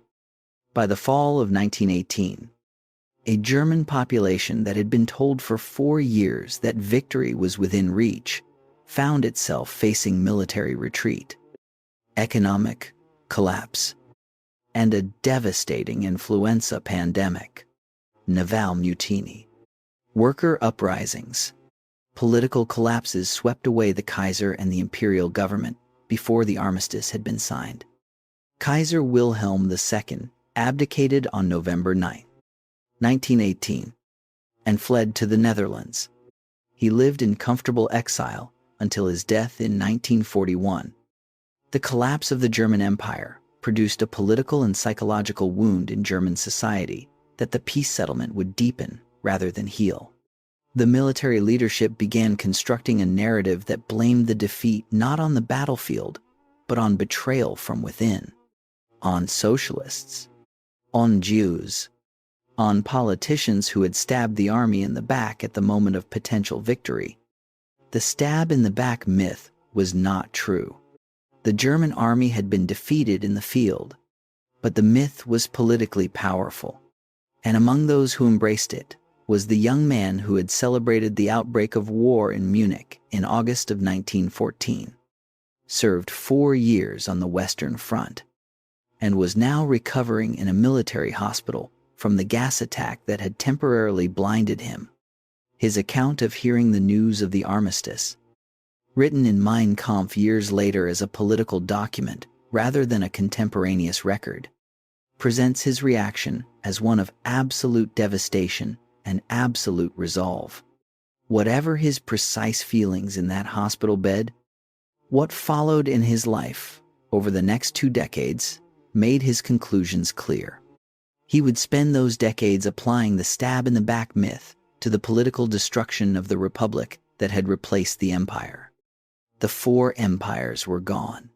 In their place were new states, new borders, new political experiments, and new resentments. Ambassador Morgenthau was writing his memoir. Kurt Zemmisch was somewhere in Germany, returning to the life of a schoolteacher in Leipzig, carrying in him things that the classroom would never quite contain. And the young man from Vienna was deciding what to do next. What came next, for all of them, and for the continent they inhabited, would be determined in the first 6 months of 1919, in a palace in Paris where 3 men would attempt the impossible task of making a just peace out of an unjust war. Chapter 9. The Home Front Societies at War. On a September morning in 1915, a young woman named Vera Britton reported for her first day of work as a voluntary aid detachment nurse at the First London General Hospital. She was 21 years old.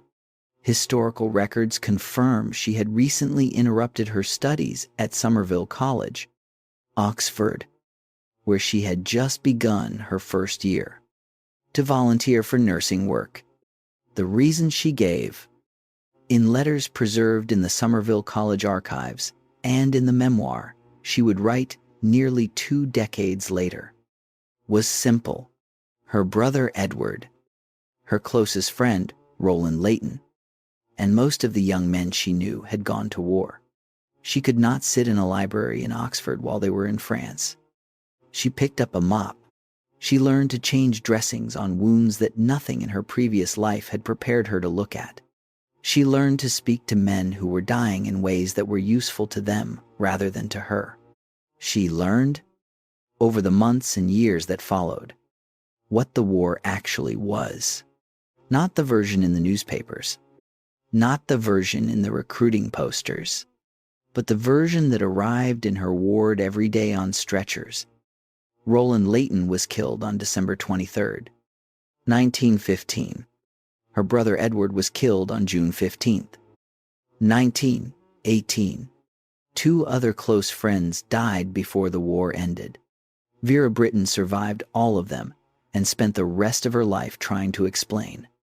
In her memoir, Testament of Youth, published in 1933, what that survival had cost. Her story is the home front story, not the official version of women nobly supporting the war effort, the real version of what it meant to be left behind, to receive the telegrams, to go on working while the people you loved died in France, and to understand, slowly and at enormous personal cost, that the war was not what the posters had promised. The transformation of civilian life produced by the First World War was so comprehensive and so rapid that the word transformation barely captures its scale. Within 2 years of the war's beginning, the governments of every major belligerent had expanded their authority over the daily lives of their citizens to a degree that would have seemed not merely politically impossible, but philosophically incomprehensible in 1913. They were directing industrial production, controlling prices and wages, rationing food and fuel, censoring newspapers, conscripting men into military service, and mobilizing women into the paid workforce at a scale that no previous war had required or attempted. This was total war.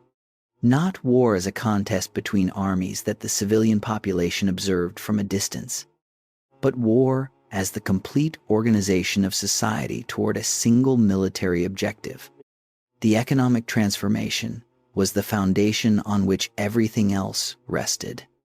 A single day of major combat operations on the Western Front could consume hundreds of thousands of artillery shells, quantities that had not been produced in the entire previous history of most of the belligerent nations.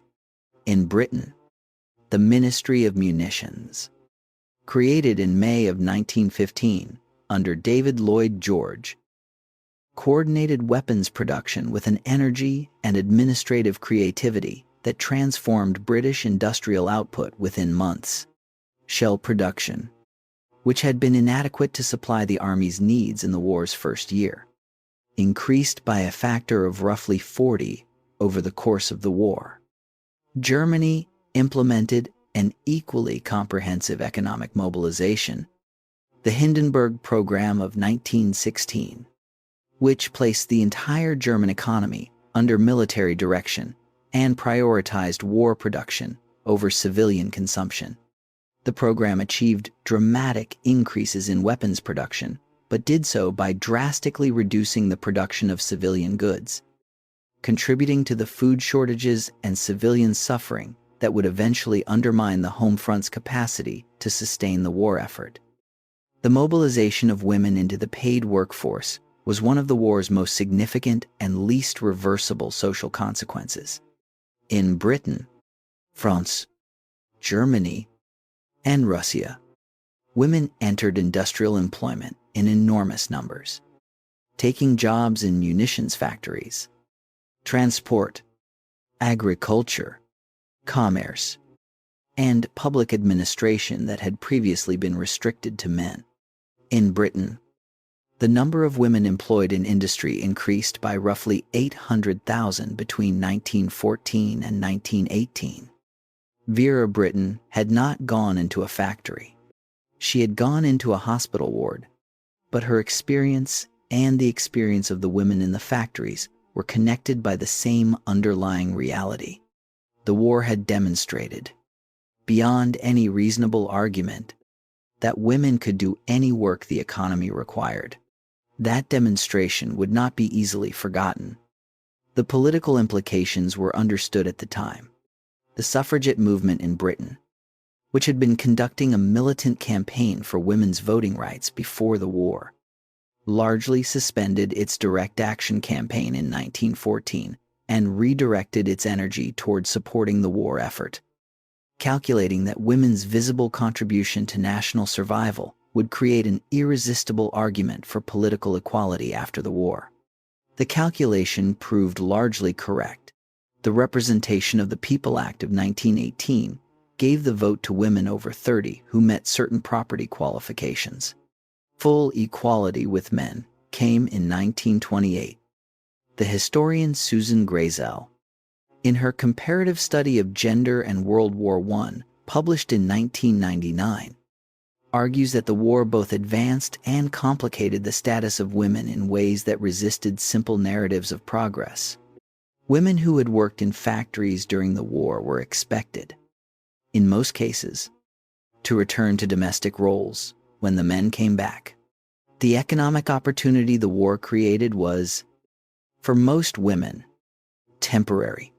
The psychological and social changes it produced were not.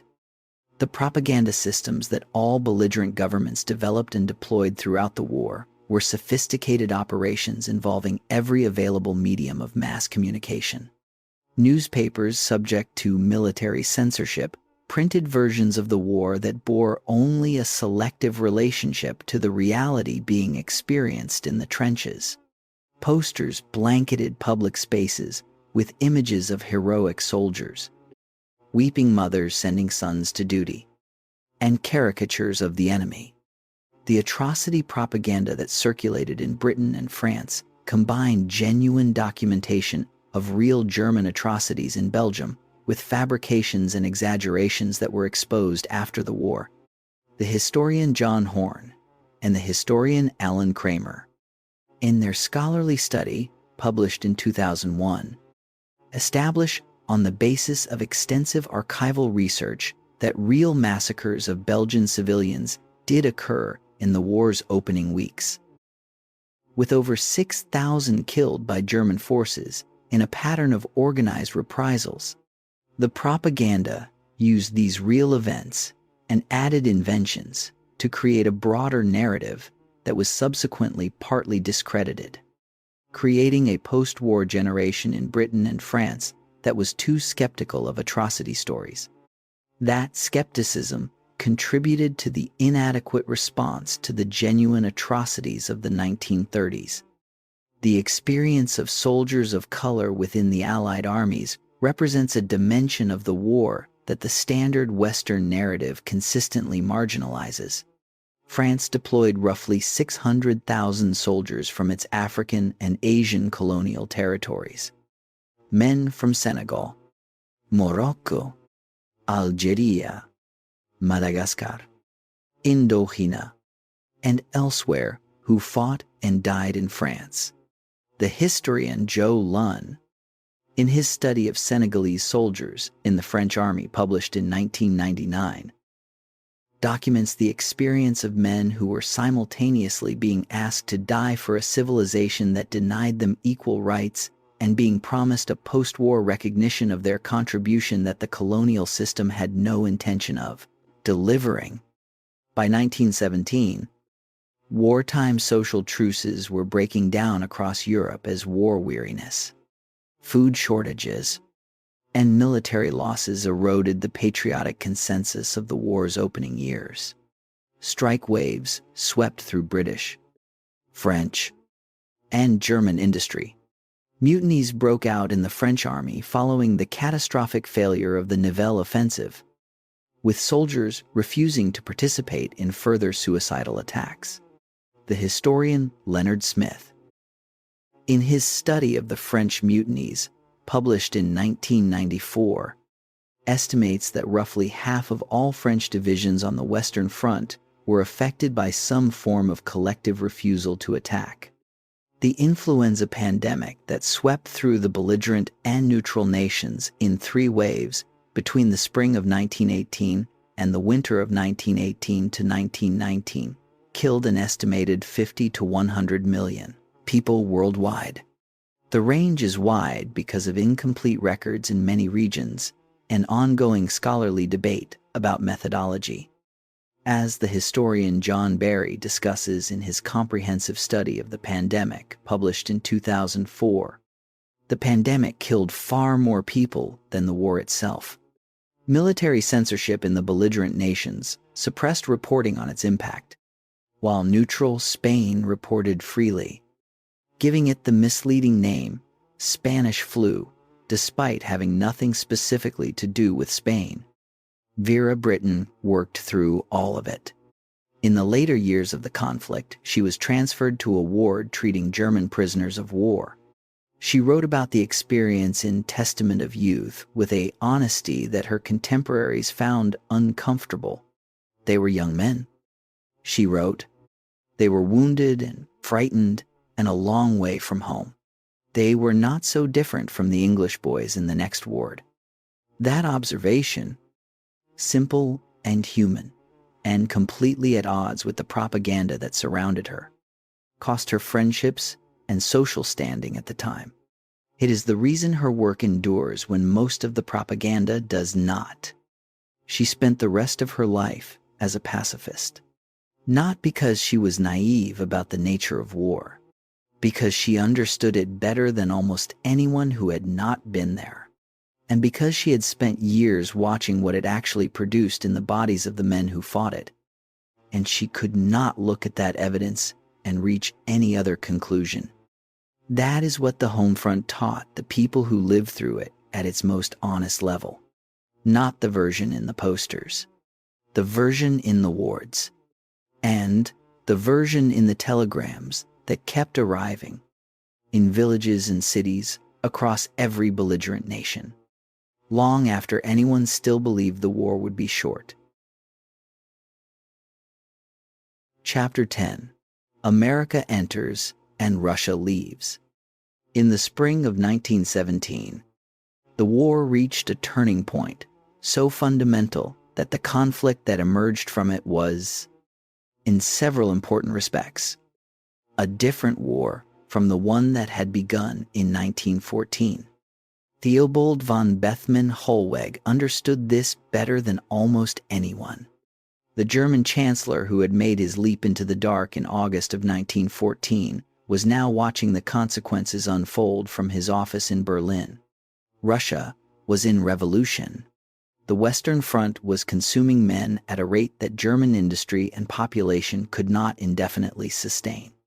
And a decision made in Berlin in January of 1917. The decision to resume unrestricted submarine warfare against all shipping approaching British ports was about to bring the most powerful economy in the world into the war on the opposing side. Bethmann-Hollweg had opposed the submarine decision.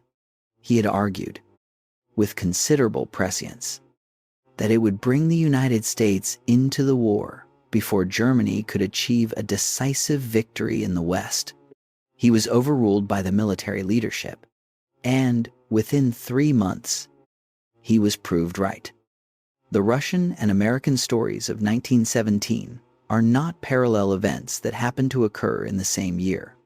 They are two halves of the same strategic transformation, and Bethmann-Hollweg understood both of them clearly enough to know that Germany was losing control of the mathematics of the war. One removed the largest army in the world from the Allied side.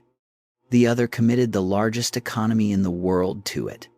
Together, they reset the balance of forces in ways that made the outcome of 1918, while not predetermined, considerably more probable than it had appeared at the beginning of that year.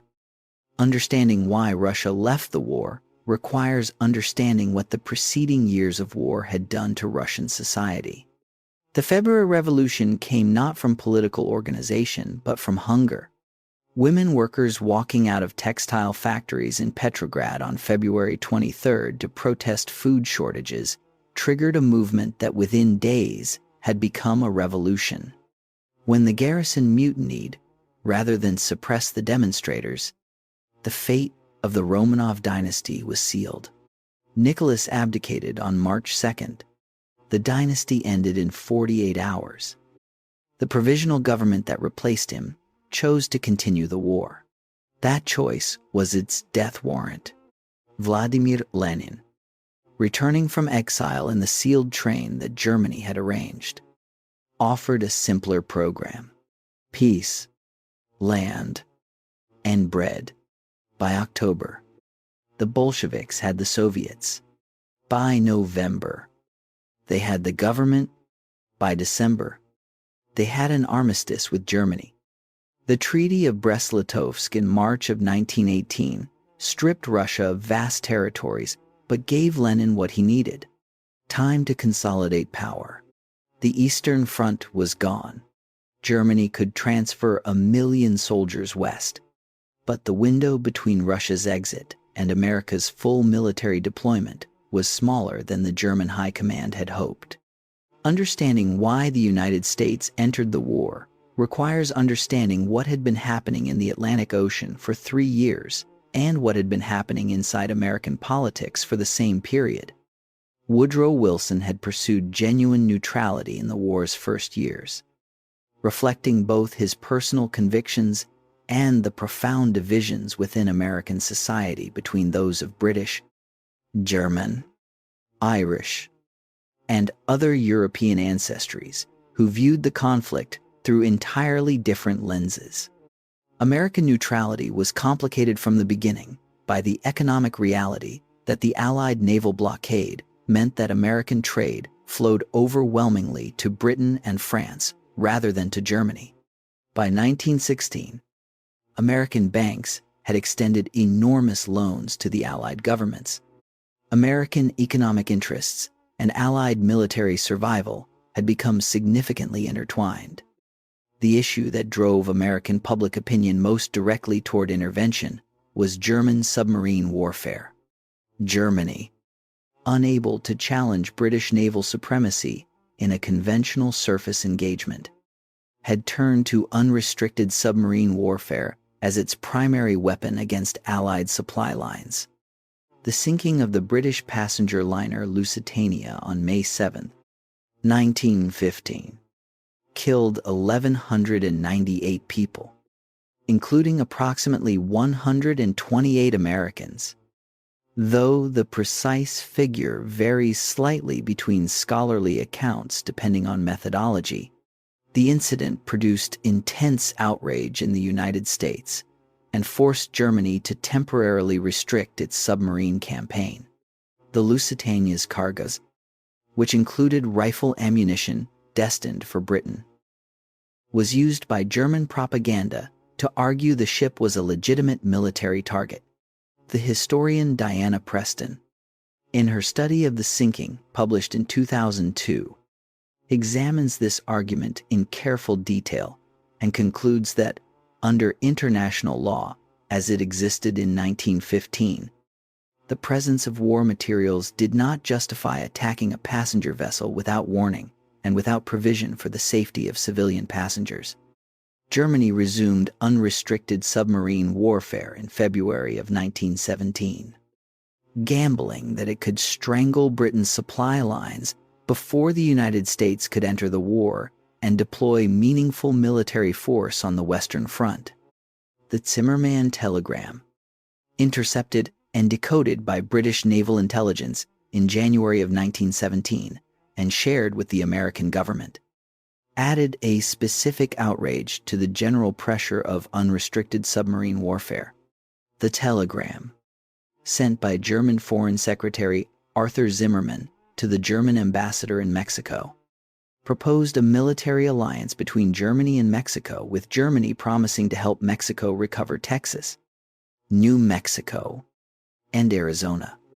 The historian Barbara Tuchman, in her account of the telegram published in 1958, describes its public release as one of the most consequential acts of intelligence sharing in the history of warfare, transforming American public debate about the war in ways that no German military action had achieved. Wilson asked Congress for a declaration of war on April 2, 1917. Congress voted to declare war on April 6. The immediate military impact of American entry was less significant than its long-term strategic implications. The American Army in April of 1917 was tiny by European standards, roughly 100,000 regular soldiers. Building an army capable of fighting on the Western Front required conscription, authorized in May of 1917, and the training and equipping of millions of men across the following year. The American Expeditionary Forces, commanded by General John Pershing, began arriving in France in June of 1917. Pershing resisted enormous pressure from the French and British commanders to feed American troops into their depleted divisions as replacement soldiers, insisting that the American army would fight as an independent force under American command. The decision reflected Wilson's vision of America as an independent force for a new kind of international order, rather than simply another participant in the European balance of power. What American entry provided in 1917 was primarily psychological and economic, rather than immediately military. The knowledge that the United States, with its enormous industrial capacity and population of over 100 million, had committed to the Allied side, transformed the strategic outlook in ways that mattered profoundly to civilian morale and political will in Britain and France, both of which were under severe strain by the middle of that year. Bethmann Hollweg did not survive to see the full consequences of the decision he had opposed. He resigned in July of 1917, replaced by figures more acceptable to the military leadership that now effectively controlled Germany's political direction. He spent the years after the war writing his memoirs, trying to explain the choices he had made, acknowledging the gamble that had failed, and insisting that the alternatives available to him had been worse. He died in 1921.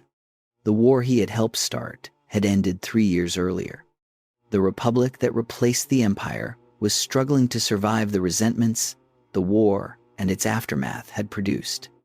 And the young man from Vienna, who had celebrated the war's beginning in a Munich crowd in 1914, was now a minor figure in a failed Munich putsch, beginning the political journey that would bring him to power 12 years later. Bethmann Hollweg did not live to see what his leap into the dark had ultimately produced. History has confirmed that he understood the dangers more clearly than the men who overruled him. But understanding the danger and preventing it turned out to be, in the system he inhabited, two entirely different things. The arithmetic that his opponents had gambled against was now running against Germany. American forces were arriving in France at a rate of over 250,000 men per month by the summer of 1918. The window was closing, and the German military leadership had already decided on one final gamble to win the war before it shut completely. Chapter 11. The Last Year Collapse and Armistice. On the morning of March 21st, 1918, at 4:40 in the morning, the German army fired over 1 million artillery shells in 5 hours at British positions along a 40-mile front in northern France. Kurt Zemmisch was not on that section of the front. He was elsewhere on the German line, his unit preparing for its own role in the offensive that Ludendorff had been planning for months. His diary entry from that morning is brief. He writes that the sound of the guns is different from anything he has heard in 3.5 years of war, that the earth itself seems to be shaking, that he does not know if what is beginning is the end of the war or simply another chapter in something that has no end. It was the beginning of the end, but not in the way he or anyone else on the German side imagined. The offensive was called Operation Michael. It was the product of a strategic mind working under conditions of extreme urgency. Erich Ludendorff, who by 1918 exercised effective military and much of the political control of the German war effort, understood the situation with clarity.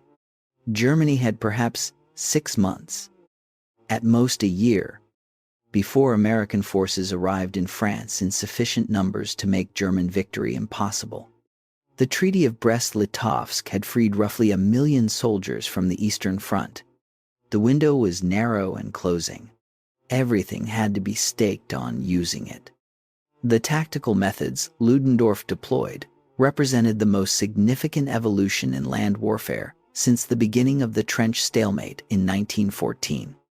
The opening artillery bombardment used a technique developed by Colonel Georg Bruckmüller that concentrated fire not on destroying the Allied front line systematically, but on suppressing it, disorganizing command and communication, and neutralizing artillery. The bombardment lasted hours rather than the days and weeks of previous Allied offensives, preserving surprise. The infantry that followed used stormtrooper tactics, small units of specially trained soldiers who carried their own firepower, moved through gaps in the Allied line rather than attacking its strongest points directly, bypassed centers of resistance, and penetrated deep into the Allied rear to disrupt command, supply, and communications before the defenders could organize a coherent response. The initial results were extraordinary. On the first day of Operation Michael, the German army advanced up to 8 miles into the British lines, the largest single-day advance on the Western Front since the trenches had formed in 1914. The 5th British Army, which bore the brunt of the assault, was effectively destroyed as a fighting formation. The crisis produced one of the war's most important command decisions. On March 26th, the British and French commanders agreed to appoint the French general Ferdinand Foch as supreme commander of the Allied forces on the Western Front. The first time in the war that a single commander had authority over all Allied forces in France. Ludendorff launched 4 more major offensives between April and July of 1918. Operation Georgette in Flanders in April threatened to capture the Channel ports essential to British supply. Operation Blücher in May achieved the largest single-day advance of the entire war, reaching the Marne River and coming within 56 miles of Paris. Long-range German artillery began shelling the French capital. But something was wrong with the advance that no map could fully show. The stormtroopers who had penetrated deepest into the Allied rear had in some cases stopped to loot Allied supply depots, revealing both the material deprivation of German soldiers after years of Allied blockade and the breakdown of discipline that extreme hunger could produce. The advance had moved faster than the German supply system could follow. And crucially, the advance had not achieved the strategic goal that the spring offensive required. The British Army had been badly hurt, but not broken. Germany could not replace the hundreds of thousands of casualties the spring offensives had cost. The Allied powers could, because American forces were arriving every week. The final German offensive in July of 1918 was anticipated by French intelligence and met by a defense that counterattacked its flanks. The offensive failed. 3 days after it began, on July 18th, Foch launched the Allied counteroffensive that would not stop until November. The 100 Days offensive that began at the Battle of Amiens on August 8th produced results that shocked both sides. British, Canadian, and Australian forces advanced up to 8 miles on the first day, capturing over 30,000 German prisoners. Ludendorff described August 8th as the Black Day of the German army. German soldiers were surrendering en masse. Some units were greeting returning reinforcements with shouts that indicated the will to continue fighting had broken in ways that went beyond simple military exhaustion. The Australian and Canadian Corps that led much of the Allied offensive in the war's final months were, by 1918, the most tactically sophisticated forces on the Western Front. They had developed, through bitter experience, the combined arms methods that made the 100 Days offensive successful: tanks, aircraft, improved artillery techniques, and decentralized infantry tactics, working together in ways that the rigid systems of the earlier years of the war had never permitted. Kurt Zemmisch survived the spring offensive. He survived the summer. His diary entries from these months grow shorter and more stripped of the observational precision that characterized his earlier writing. He is still recording, but the language is changing. In one entry from late September of 1918, he writes simply that he does not know what is happening and that no one around him knows either. He writes that the army feels like something that has lost its direction, that the men are still fighting, but fighting as a habit rather than as a belief.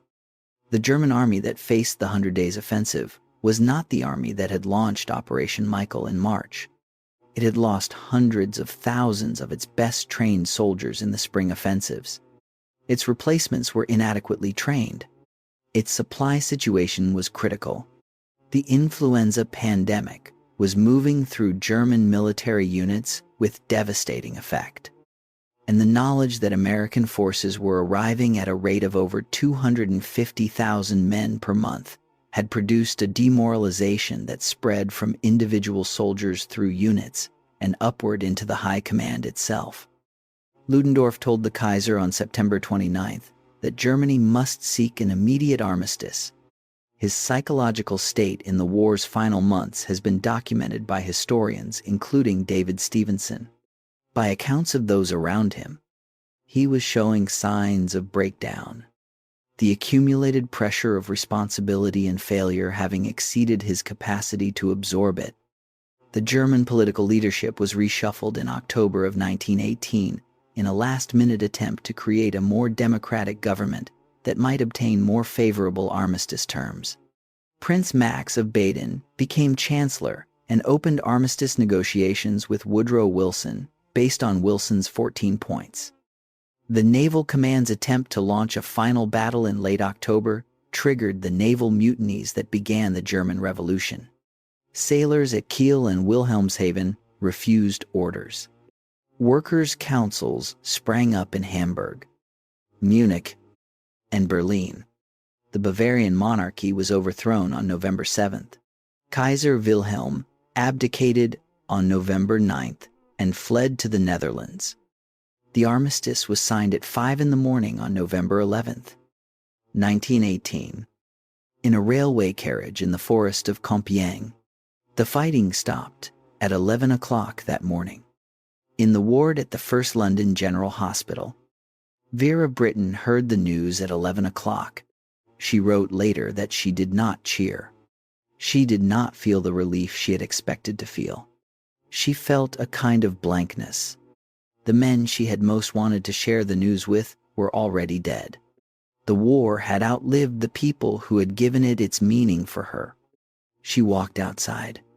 The streets were filling with people celebrating. She stood among them and could not join in. Kurt Zemmisch was in a trench somewhere on the German line when the guns fell silent. His diary entry for November 11th, 1918, is one of the shortest he ever wrote. He records the time. He records the silence. He records that he does not know what to feel and that none of the men around him seem to know either. He writes that after 4 years of constant noise, the silence is the strangest thing he has ever experienced. He walked home to Leipzig. He returned to teaching. He carried with him, for the rest of his life, the things the diary could not fully say. In Germany, the collapse of the imperial government had produced a political crisis that the armistice did not resolve. The military leadership was already constructing the narrative that would prove most politically useful. Germany had not been defeated on the battlefield. Germany had been betrayed from within, stabbed in the back by socialists, by revolutionaries, by the enemies of the nation. The narrative was false. The German army had been defeated in the field, but the narrative was politically powerful.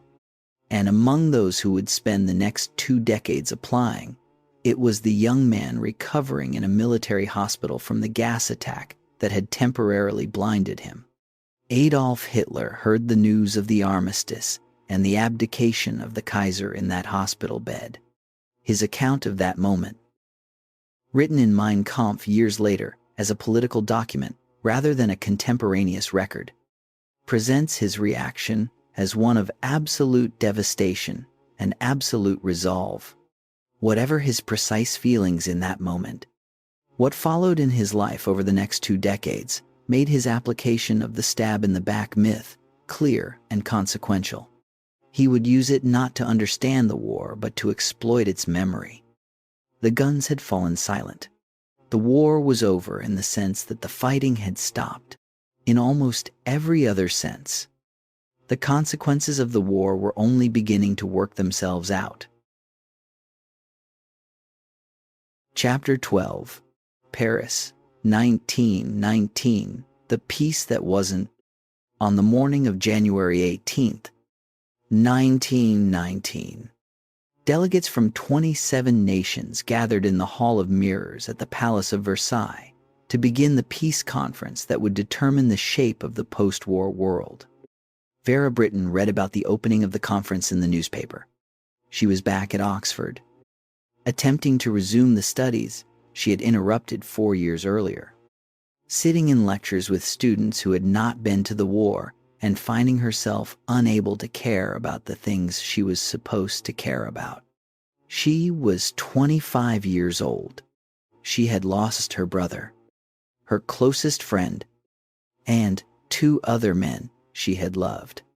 She read the conference dispatches with the attention of someone who needed the peace to mean something, who needed the deaths to have purchased something real and durable.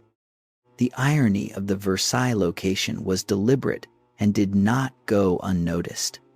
It was in this same hall, 48 years earlier, that the German Empire had been proclaimed after the Franco-Prussian War. The French had chosen the venue with the specific intention of reversing that humiliation in the most visible way possible. The symbolism captured something essential about the contradictions at the heart of the Paris Peace Conference.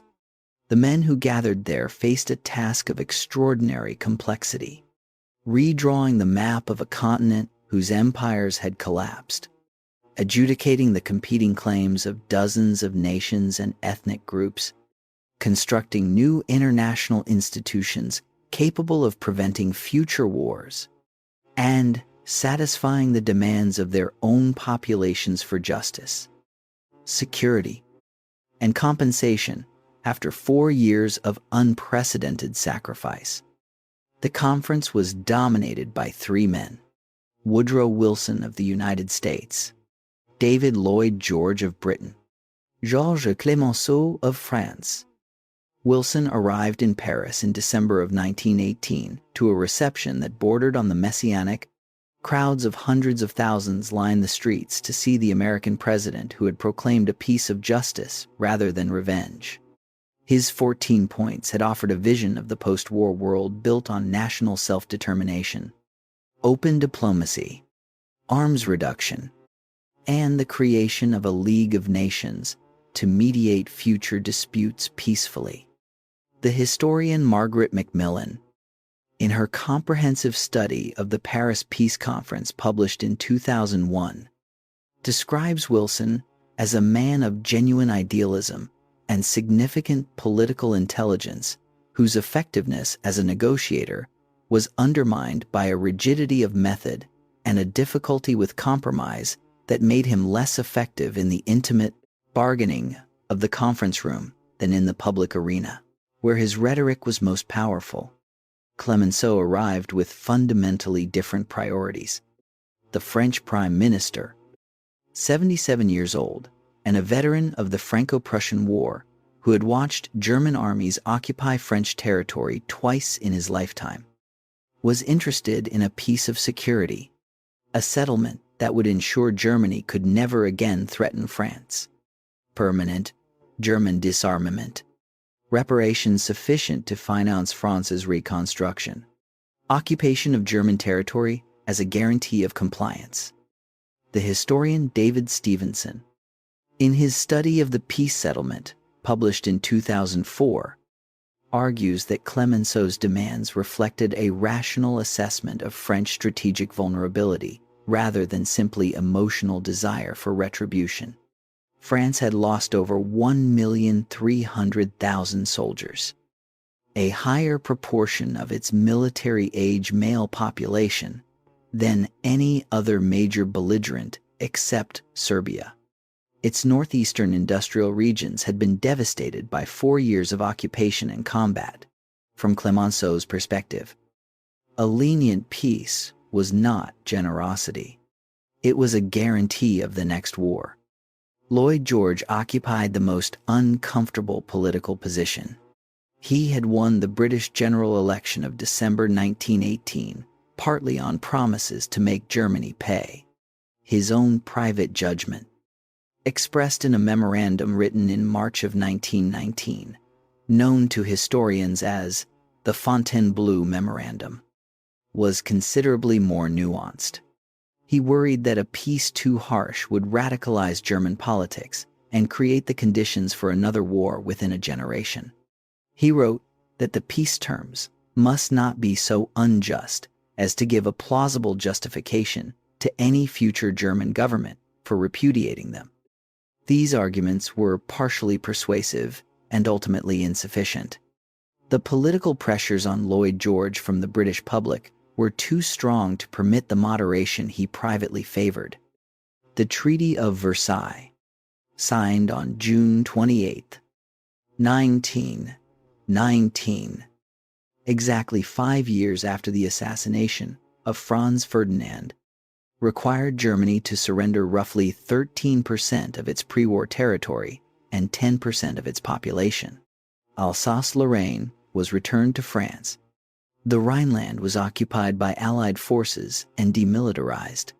The German-speaking population of Austria was prohibited from uniting with Germany. A direct contradiction of the principle of national self-determination that Wilson had proclaimed. The port of Danzig was made a free city under League of Nations protection, separating East Prussia from the rest of Germany by a Polish corridor that gave Poland access to the sea. The military provisions reduced the German army to 100,000 volunteers and prohibited Germany from possessing tanks, aircraft, submarines, and heavy artillery. The reparations provisions required Germany to accept legal responsibility for the war through what became known as the War Guilt Clause, Article 231 of the treaty, and to pay reparations to the Allied powers. The actual amount was determined by a reparations commission in 1921 at 132 billion gold marks. Vera Brittain read the reparations terms in the Oxford newspapers that summer. She wrote in her diary, preserved in the Somerville College archives, that she did not understand how figures that large could produce anything but resentment in a nation already humiliated. She was 25 years old and had no training in economics. She had, however, spent 4 years watching what happens to men who are pushed past the limit of what they can endure. She recognized the pattern. The economist John Maynard Keynes, who had attended the conference as a member of the British Treasury delegation and resigned in protest, published his critique in December of 1919 under the title The Economic Consequences of the Peace. Keynes argued that the reparations demand was economically irrational, that Germany could not pay the sums demanded without running trade surpluses that the Allied powers were simultaneously preventing by their tariff policies, and that the attempt to extract impossible sums would destabilize the European economy. The historian Sally Marks, in a series of studies beginning in the 1970s, argues that Keynes's analysis was politically motivated and factually inaccurate in several important respects, and that the reparations actually paid by Germany were considerably less than the headline figure because the payment schedule was structured in ways that made the full amount virtually certain never to be paid. The debate about whether the Versailles settlement was too harsh, not harsh enough, or simply poorly designed for a different set of reasons is one of the most extensively argued questions in modern historical scholarship, and it resists simple resolution. What most historians agree on is this: the settlement did not make another war inevitable. What it did was create grievances, resentments, and instabilities that extremists were later able to exploit with devastating effectiveness in a specific set of economic and political circumstances that the treaty's authors could not have fully anticipated. The principle of national self-determination was applied inconsistently in ways that created new minority problems, even as it attempted to resolve old ones. Czechoslovakia contained 3.5 million Germans in the Sudetenland region, a population that Hitler would use as the pretext for the dismemberment of Czechoslovakia in 1938. Yugoslavia contained Serbs, Croats, Slovenes, Bosnians, Albanians, Macedonians, and others whose incompatible national identities would generate conflicts throughout the 20th century and into the 21st. The treatment of the non-European world at the Paris Peace Conference reveals the limits of Wilsonian idealism with particular clarity. The principle of self-determination was explicitly understood to apply to European peoples under the rule of the defeated Central Powers, not to the colonial peoples of Asia and Africa under the rule of the victorious Allied powers. Japan's proposal to include a racial equality clause in the League of Nations covenant was rejected, partly under Australian pressure and with Wilson's acquiescence, deeply damaging Allied credibility with Asian nations and contributing to the radicalization of Japanese nationalism in the following decades. The Arab populations of the former Ottoman territories, who had been promised independence in exchange for their support of the Allied war effort, found themselves instead divided between British and French mandates. The Balfour Declaration's promise of a Jewish homeland in Palestine created an irreconcilable conflict between the Jewish and Arab populations of the territory that the British Mandate Authority proved unable to manage, and that remains unresolved to the present day. The League of Nations, Wilson's most cherished achievement, was fatally compromised before it began operations by the United States Senate's refusal to ratify the Treaty of Versailles. Wilson, whose health had been severely damaged by a stroke in October of 1919, suffered during a speaking tour to build public support for the treaty, refused to accept the reservations that might have secured Senate ratification. The treaty was rejected twice. The United States never joined the League of Nations, the institution that Wilson had designed as the cornerstone of the new international order operated from its founding without the participation of the most powerful nation in the world, and without any effective enforcement mechanism against a major power that chose to defy it. Vera Brittain read the final terms of the settlement in the newspaper that summer and wrote that she did not know whether to be angry or simply sad. She had needed the deaths to mean something. She had needed Roland and Edward and the others to have died for a peace that justified what they had suffered. She could not find that justification in what Paris had produced. She filed that conclusion away and spent the next decade writing the memoir that would express it.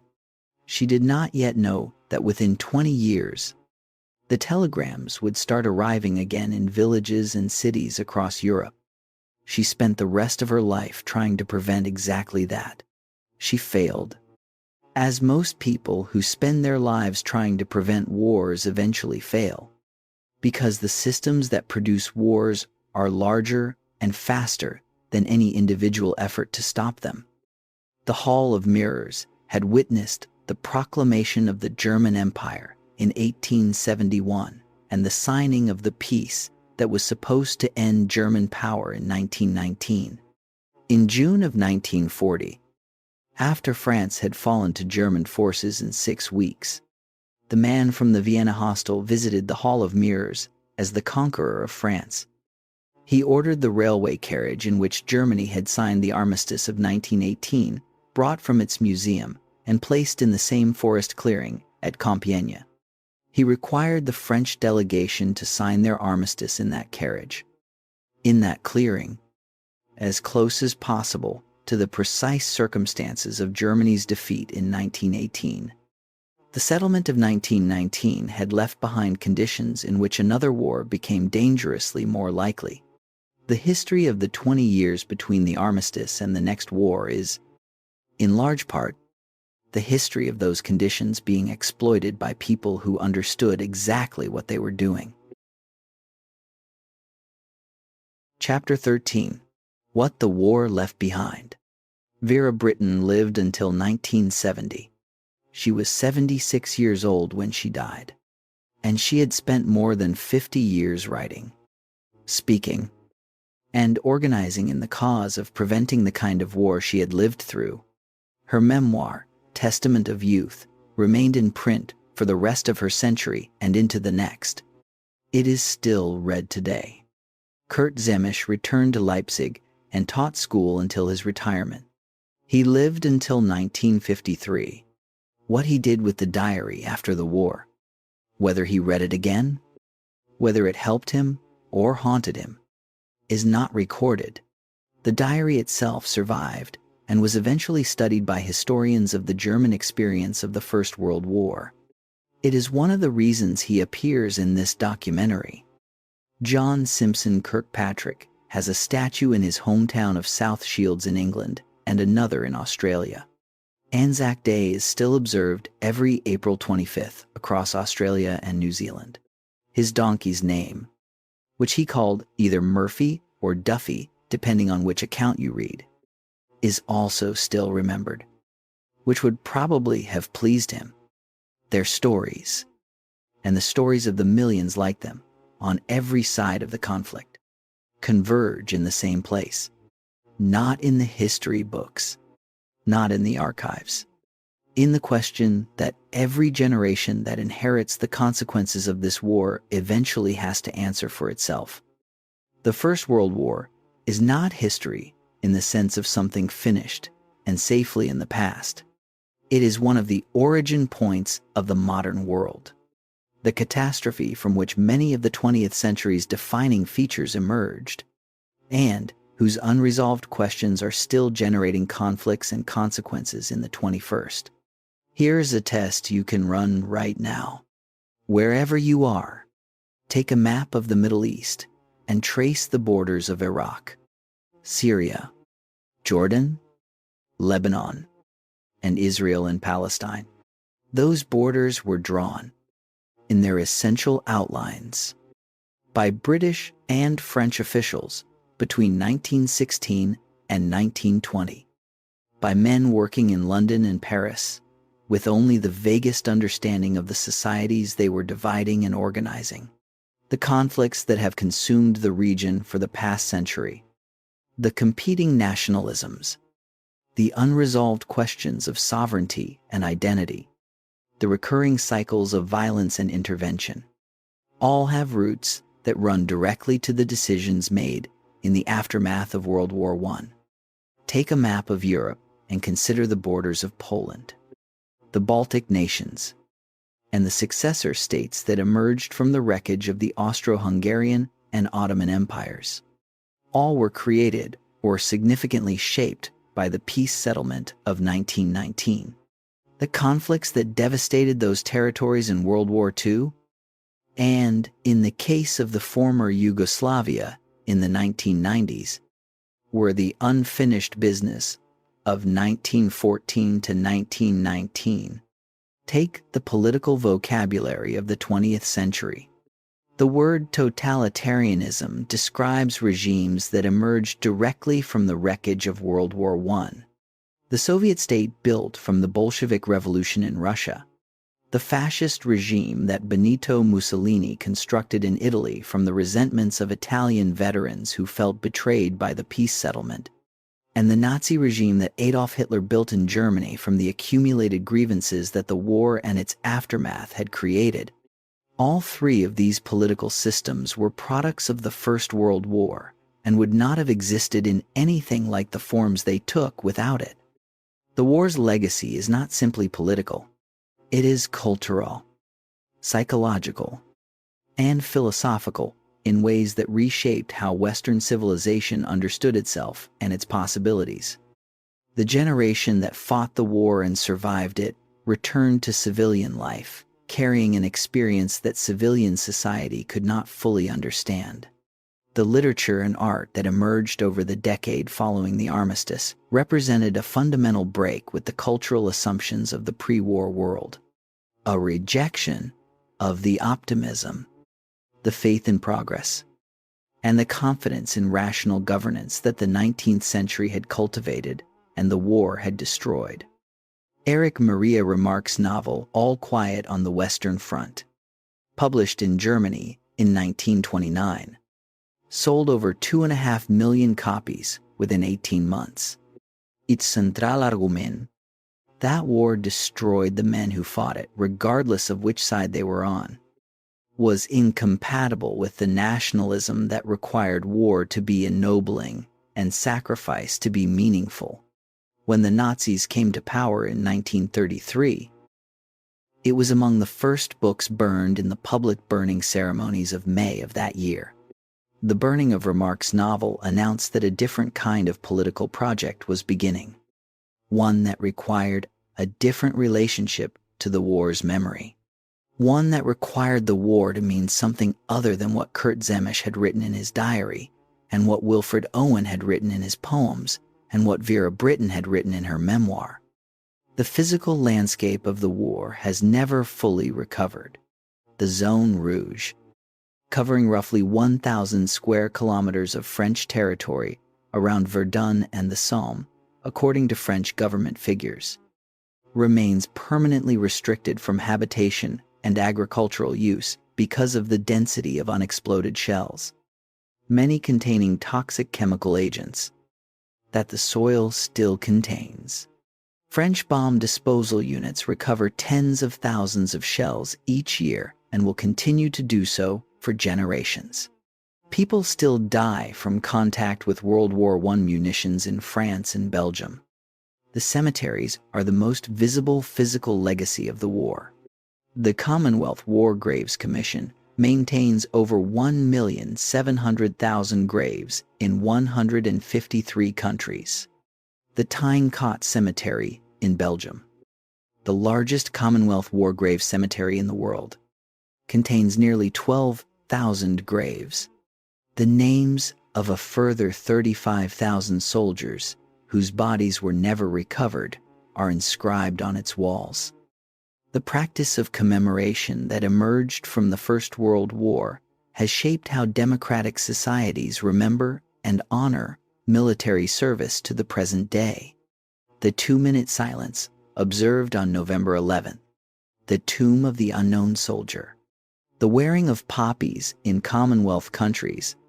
All of these practices were created in the years immediately following the armistice and have been maintained for over a century. The historian J. Winter, in his study of sites of memory and World War I, published in 1995, argues that the extraordinary scale of commemoration that followed the war reflected a social need to give meaning to losses so large that conventional religious and cultural frameworks were insufficient to contain them. The war cemeteries and the annual ceremonies of remembrance were not simply tributes to the dead. They were attempts by the living to make sense of what had happened and to assert that the sacrifice had not been meaningless, even in the face of profound uncertainty about whether that assertion was true. The war changed medicine in ways whose consequences have saved millions of lives. The scale of wounds produced by industrial weapons, the need to treat casualties far from established hospitals, and the volume of cases that exceeded all pre-war medical planning drove innovations in surgery, anesthesia, blood transfusion, prosthetics, and the treatment of psychological trauma that formed the foundation of modern military and civilian medicine.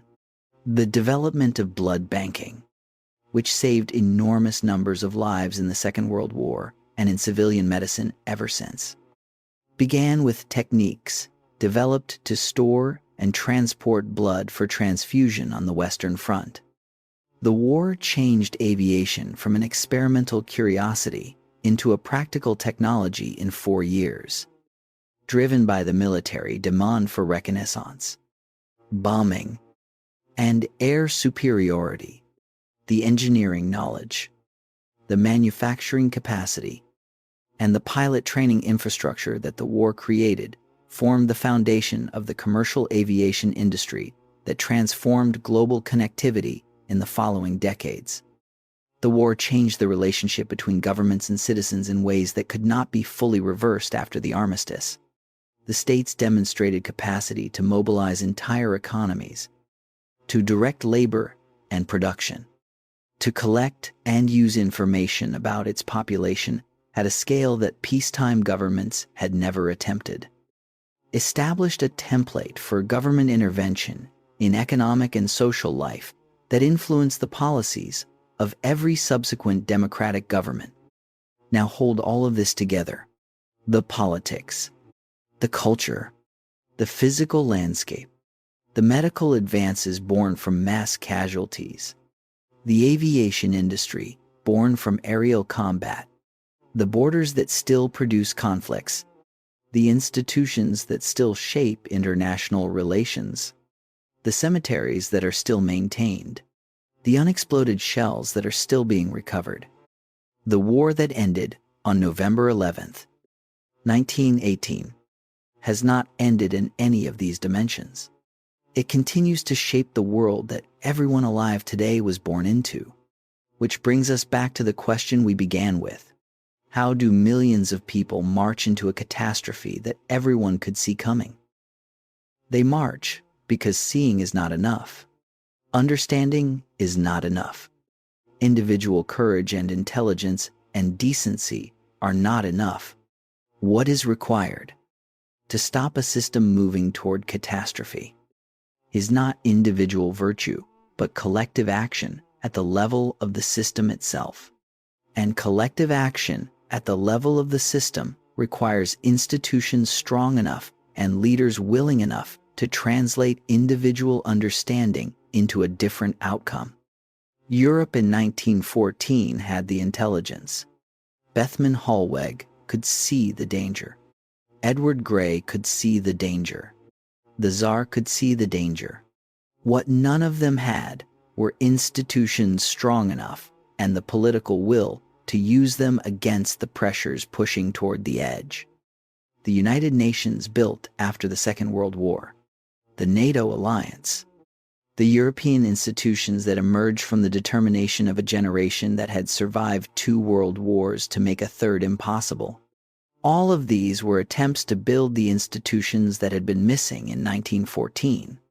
Whether those institutions have succeeded in their fundamental purpose is a question that the 21st century is still answering. What is not in question is the scale of what was lost. Vera Brittain spent 50 years writing about it. Kurt Zemisch spent the rest of his life carrying it in ways his diary only partially captured. John Simpson Kirkpatrick never knew his name would be remembered. Because he died at 22 on a beach in Turkey before the war was 3 weeks old for him. The silence that fell at 11 o'clock on November 11th, 1918, was not the silence of resolution. It was the silence of exhaustion. The silence of a civilization that had pushed itself to the edge of destruction and pulled back, barely, without fully understanding why it had gone there in the first place. That silence has lasted, more or less, among the major powers of Europe and North America for over a century now. It is one of the longest periods of great power peace in modern European history. Whether it holds depends, in the end, on whether the people who inherit the institutions built from the war's ruins understand what those institutions are for and what it costs to create them. The poppies still grow in Flanders. The cemeteries still keep their rows. The Zone Rouge is still closed to habitation. The shells are still being recovered from the ground. The war nobody wanted, and nobody could stop, produced a world that nobody had intended, and almost nobody welcomed. It left behind questions that the peace settlement could not answer, and that the century since has only partially resolved. The question it leaves for every generation that comes after is not historical. It is practical. It is urgent. And it is, in the end, the same question that Bethmann Hollweg was asking in his garden on the evening of August 1st, 1914, when he said it was a leap into the dark and jumped anyway. Was there another way?